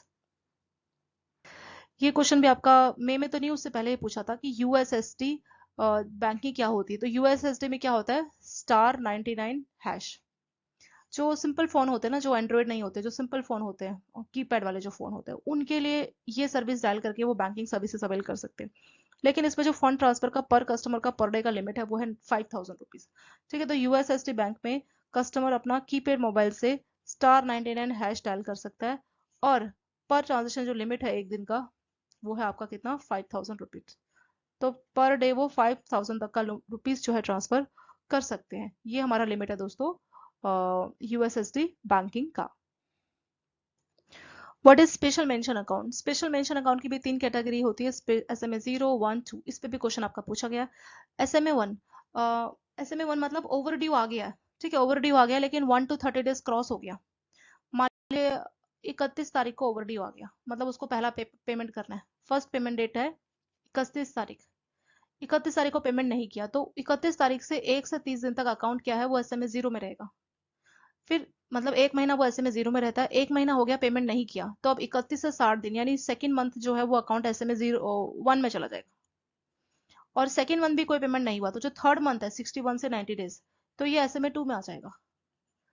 ठीक है, तो यही होता है दोस्तों आपका SMA 0, SMA 1, SMA 2। SMA 0 में क्या है कि पहले 30 दिन तक, ये पहला 30 दिन कब काउंट होगा? जब आपका पहला ड्यू डेट है। होता ना कि इस तारीख को आपको पेमेंट कर देना, तो जो पहला जो ड्यू डेट है, मान लीजिए 31 तारीख को है, 31 नवंबर को है, तो 1 दिसंबर से लेके 30 दिसंबर तक वो SMA 0 में रहेगा। फिर 31 से 60 तक वो SMA 1 में रहेगा, और 61 से 90 डेज के बाद SMA 2। तो 90 के बाद क्या होगा? 90 डेज के बाद वो हो जाएगा NPA, नॉन परफॉर्मिंग असेट्स। ठीक है, ये तीनों ही कैटेगरी के अकाउंट को स्टैंडर्ड माना जाता है, इसको NPA नहीं माना जाता। स्टैंडर्ड अकाउंट इसलिए माना जाता है दोस्तों क्योंकि 1-2 महीना कई बार किसी की जॉब चली गई, कुछ इमरजेंसी आ गई, कुछ हेल्थ इश्यूज हो गए, ठीक है, उसके लिए 2-3 महीने का टाइम बैंक दे देता है हर टाइप के लोन पे। तो वही होता है आपका स्पेशल मेंशन अकाउंट। ये NPA नहीं होता, ये स्टैंडर्ड लोन ही होता है। ठीक है, 90 डेज क्रॉस करेगा ना, इसके बाद अगर लोन नहीं आया तब जाके NPA बनेगा। ठीक है, फिर NPA जो है बैंक अपना 9PA डाउटफुल इस तरह से वो आगे चलता रहता है। What is SARFAESI act? अभी हमने देखा था ना दोस्तों, अकाउंट एनपी हो जाएगा आफ्टर 90 डेज, तो बैंक सरफासी के तहत क्या कर सकता है, अपने पोजीशन में उसको ले सकता है। ठीक है, कस्टमर की कस्टडी में है, उसको अपने पोजीशन में लेने के लिए बैंक सरफासी एक्ट का यूज कर सकता है। सरफासी का फुल फॉर्म होता है दोस्तों, securitisation and reconstruction of financial assets, enforcement of security interest. ये एक्ट आपका 2002 में आया था। इस एक्ट में बैंकों को पावर दे दिया गया था कि बिना कोर्ट के हेल्प के जो है बैंक अपने पोजीशन में उस असेट को ले सकता है। जैसे कस्टमर घर पे रह रहा है तो सरफेस नोटिस लगा के बैंक उस घर को अपनी कस्टडी में ले सकता है, या कार है तो कार को अपनी कस्टडी में ले सकता है। ठीक है, लेकिन इसकी भी कुछ कंडीशंस होती है। क्या क्या कंडीशंस होती है? पहला तो लोन जो है एनपीए होना चाहिए। एनपीए हमने देखा था ना कि 90 डेज क्रॉस हो गया और कोई भी ईएमआई नहीं आया, तो एनपीए होना चाहिए, बैक्ड बाय सिक्योरिटी, कुछ ना कुछ सिक्योरिटी होना चाहिए। सिक्योरिटी होगा तभी तो उसको आप अपनी कस्टडी में ले पाओगे ना। तो पहला कंडीशन ये है। दूसरा, जो आउटस्टैंडिंग है वो 1 लाख से ज्यादा होना चाहिए। ऐसा नहीं कि 20,000 30,000 के लिए आप सरफासी लगा रहे हैं, तो आउटस्टैंडिंग कम से कम जो है 1 लाख का होना जरूरी होता है। तीसरा है कि जो आउटस्टैंडिंग ड्यू है शुड बी 20% और अबव द प्रिंसिपल और इंटरेस्ट। तो जो भी आपका आउटस्टैंडिंग है, प्रिंसिपल और इंटरेस्ट के जो है 20% से ज्यादा होना चाहिए। 20% से कम है, प्रिंसिपल और इंटरेस्ट जितना भी बना उसके 20% से ज्यादा आउटस्टैंडिंग होना चाहिए। जो जमीन है वो एग्रीकल्चर लैंड नहीं होनी चाहिए। कभी भी एग्रीकल्चर लैंड के ऊपर जो है ये आपका सरफासी एक्ट काम नहीं करता। ठीक है, अगला जो भी डॉक्यूमेंट्स है उसका जो अनएक्सपायर्ड पीरियड है वो 6 महीना होना चाहिए। हर चीज का एक एक्सपायरी पीरियड होता है ना दोस्तों। अगर डॉक्यूमेंट्स है वो 6 महीने के मतलब 2 महीने में एक्सपायर हो रहे तो आप नहीं इसको यूज कर सकते। ठीक है, तो डॉक्यूमेंट्स का जो अनएक्सपायर्ड पीरियड है वो कम से कम 6 महीना होना चाहिए। और अगर आप मल्टीपल या कंसोर्टियम आपने लोन दिया है, तो इसमें इस बात को इंश्योर करना है कि जो लेंडर्स है उनका 60% से ज्यादा ड्यू होना चाहिए, और वो इसके लिए जो है इनिशिएट करेंगे। तो ऐसे लेंडर्स जिन्होंने कंसोर्टियम कंसोर्टियम में 2-4 बैंक मिलकर लोन देते हैं, तो 2-4 बैंकों ने मिलकर लोन दिया है, तो इसमें जो लेंडर्स है जो सरफासी नोटिस लगा रहे हैं, भेज रहे हैं, तो उनका जो लोन है कम से कम 60% से ज्यादा होना चाहिए। ठीक है, तो ये कंडीशंस होती है आपका सरफासी एक्ट की। तो सरफासी एक्ट के तहत बैंक क्या करता है, अगर ये कंडीशन सेटिस्फाई होती है तो 2002 के सरफासी एक्ट के तहत बैंक 2 नोटिस भेजेगा। पहला है 13-2, 13-4। ये होता है आपका डिमांड नोटिस और ये होता है पोजीशन नोटिस। 13-2 नोटिस में बैंक कस्टमर को एक नोटिस भेजेगा और बोलेगा कि आपने हमसे ये लोन लिया है, इतना आपका आउटस्टैंडिंग है, ये आपका अमाउंट है, ये पे करो। इसमें बैंक जो है 60 डेज का टाइम देता है। तो कई बार इसकी टाइमिंग पे क्वेश्चन आता है दोस्तों। 13-2 या डिमांड नोटिस पे कस्टमर के पास कितने दिन का टाइम होता है? 60 डेज का टाइम होता है कि नोटिस मिलने के 60 दिन के अंदर अंदर वो अपना ओवरड्यू जो लोन है उसको रिपे करते, उसको पे करते। अगर वो नहीं देता तो उसके बाद बैंक अपना पोजीशन नोटिस यानी 13-4 इशू करता है। एक यहाँ पे बोरोवर के पास 60 डेज का टाइम रहता है कि वो लोन को रिपे कर दे। ठीक है, और अगर मान लीजिए बोरोवर ने कुछ ऑब्जेक्शन उठाया है, तो उस केस में बैंकों को चाहिए कि वो 15 डेज के अंदर कस्टमर के ऑब्जेक्शन का रिप्लाई करे। ठीक है, तो 15 डेज का टाइम होता है कि बोरोवर ने कुछ ऑब्जेक्शन उठाया तो 15 डेज में बैंकों को रिप्लाई करना होता है। अगर 60 डेज क्रॉस हो गया और कस्टमर ने कुछ भी रिपे नहीं किया, कुछ भी ऑब्जेक्शन कुछ भी नहीं उठाया, ना तो रिपे किया, तो उसके बाद बैंक 13-4 यानी पोजीशन नोटिस इशू करेगा। तो इसमें नोटिस देगा कि अभी आपका टाइम हो गया कंप्लीट और आपने अभी तक कुछ नहीं किया है, तो उसमें बैंक जो है उस प्रॉपर्टी को अपनी कस्टडी में ले लेगा। ठीक है, तो लोकल जो मजिस्ट्रेट होते हैं, डिस्ट्रिक्ट मजिस्ट्रेट, तो उनकी हेल्प से लेगा, और प्रॉपर विटनेस भी होंगे और वो सारी डिटेलिंग वहां पे नोट की जाती है। ठीक है, तो ये होता है दोस्तों आपका सरफासी एक्ट। इसकी कंडीशन के ऊपर भी कई बार क्वेश्चन आता है कि कौन कौन केस में सरफासी एक्ट एप्लीकेबल होगा। तो ये कुछ कंडीशंस है। 13-2 का टाइमिंग 60 डेज, फिर कितने डेज में ऑब्जेक्शन का रिप्लाई करना है वो है 15 डेज, फिर 13-4 यानी डिमांड नोट पोजीशन नोटिस। ठीक है, तो इस तरीके से सरफासी एक्ट आपका हो गया यहाँ पे कंप्लीट। नेक्स्ट क्वेश्चन है व्हाट इज टीआरईडीएस? टीआरईडीएस का फुल फॉर्म है दोस्तों ट्रेड रिसीवर्स डिस्काउंटिंग सिस्टम। ये क्या होता है? It is electronic platform for facilitating the finance और discounting of trade receivers of micro small और medium enterprise through multiple financer. मान लीजिए कोई एमएसएमई है, ठीक है, माइक्रो स्मॉल और मीडियम एंटरप्राइज, उन्होंने कुछ प्रोडक्ट बेचा, अभी उनको पैसा नहीं मिला, उनको मिला रिसीवल। रिसीवल में मिला है कि आपने मान लीजिए 5 लाख का सामान बेचा और हम आपको 6 महीने में पेमेंट देंगे। तो उस ट्रेड रिसीवल को इस प्लेटफॉर्म में जो बोरोवर है, जो आपका एमएसएमई कस्टमर है, वो अपने रिसीवल को अपने प्लेटफॉर्म में डाल सकता है, और किस किस रेट पे उसको बैंक डिस्काउंट कर रहे हैं तो वो ऑनलाइन ही सारा कुछ चेक कर सकता है। ठीक है, तो it is initiative by reserve bank of India under payment and settlement act 2007। तो आरबीआई ने 2007 के पेमेंट एक्ट के तहत इसको शुरू किया। इसमें क्या होता है कि जो एमएसएमई रिसीवल्स होती है, तो उन रिसीवल के आधार पे कस्टमर को पेमेंट मिल जाती है। ये होगा क्या, एक ऑनलाइन प्लेटफॉर्म होगा, उसका रिसीवल है, मान लीजिए उसने, जो बोरोवर है उसको पहले खुद को रजिस्टर कराना होगा टीआरईडीएस में, फिर उसका रिसीवल है, मान लीजिए रिसीवल पे लिखा है कि 5 लाख मिलेगा आफ्टर 6 मंथ, अब वो वेट नहीं करना चाहता, तो उसने रिसीवल अपलोड कर दी टीआरएडीएस में। वहां पे बहुत से फाइनेंसर होंगे, कोई बोलेगा कि हम आपको 90% देंगे, कोई बोलेगा 80 देंगे, कोई बोलेगा 75 देंगे, फिर अपना अपना इंटरेस्ट रेट भी बताएंगे। तो जो इसको बेस्ट लगेगा उसको ही एक्सेप्ट करेगा। ठीक है, तो इसका पर्पस यही है कि जो एमएसएमईज है वो ग्रो करे। तो आरबीआई ने इसको शुरू भी इसलिए किया कि जो एमएसएमईज है वो 6 महीने तक वो वेट ना करे। बैंक के पास जाते हैं तो बैंक उनको बहुत ही कम पैसा देता है। तो इस टाइप की प्रॉब्लम को सॉल्व करने के लिए ट्रेड रिसीवल डिस्काउंटिंग सिस्टम लाया गया, जहां पे जो रिसीवल्स होती है बोरोवर की, एमएसएमईज की, उनको डिस्काउंट किया जाएगा अलग अलग फाइनेंसर के द्वारा। ठीक है, तो ये ऑनलाइन है, सारा चीजें ट्रांसपेरेंसी से होता है। The main objective of TReDS platform is to address the needs of MSMEs. जो एमएसएमई उनकी जरूरतों को पूरा करना। तो उनको दो इशू आता है कि एक तो उनका रिसीवल का उनका इन कैश नहीं मिल रहा, और दूसरा क्रेडिट रिस्क है कि पैसा मिले ना मिले, तो डबल रिस्क होते हैं। तो MSME seller, corporate and other buyers including government department, PSU और फाइनेंसर, बोथ बैंक और एनबीएफसीज विल बी डायरेक्ट। तो इसके अंदर कौन कौन होता है टीआरएडीएस में? बैंक होंगे, एनबीएफसीज होंगे, ठीक है, गवर्नमेंट डिपार्टमेंट होंगे, तो वो सारे ही इसके मेंबर्स होते हैं। The platform has double is business. इसने अपना बिजनेस जो है डबल किया है, अगर हम 21-22 का पहले से कंपेरिजन करें। ठीक है, यानी पहले 6500 का करोड़ का यहाँ पे बिजनेस हुआ था, अभी 13,400 करोड़ का हुआ है, यानी 2016 के बाद से अगर इसको कंपेयर करें तो इसने ऑलमोस्ट डबल का बिजनेस किया। तो ये प्लेटफॉर्म काफी अच्छे तरीके से काम कर रहा है। सो टीआरईडीएस मेनली किसके लिए हेल्पफुल है? एमएसएमईज के लिए हेल्पफुल है। क्यों? उनको कैश चाहिए, तो वो अपने रिसीवर को यहाँ पे, और कई सारे फाइनेंसर उसको डिस्काउंट कर सकते हैं। तो जो फाइनेंसर उनको सबसे अच्छा रेट दे रहा होगा, वहां से वो अपना बिल्स को डिस्काउंट करा लेंगे। तो यही पर्पस है, और मेनली ये सारा कुछ ऑनलाइन होता है, तो यहाँ पे कोई रिस्क हो गया, कोई लॉस हो गया, पैसा डूब गया, तो ऐसा कोई सिस्टम भी नहीं होता है। ठीक है दोस्तों, इसके साथ ये आपका जो है मेमोरी बेस्ड क्वेश्चन आंसर्स का ये पार्ट आपका हो चुका है दोस्तों कंप्लीट। पूरा कोर्स चाहिए तो 2 हैंड्स की आप ले सकते हैं, वहां डाउनलोड करके आपको पूरा कंटेंट मिल जाएगा। थैंक यू दोस्तों, thank you so much for watching this video.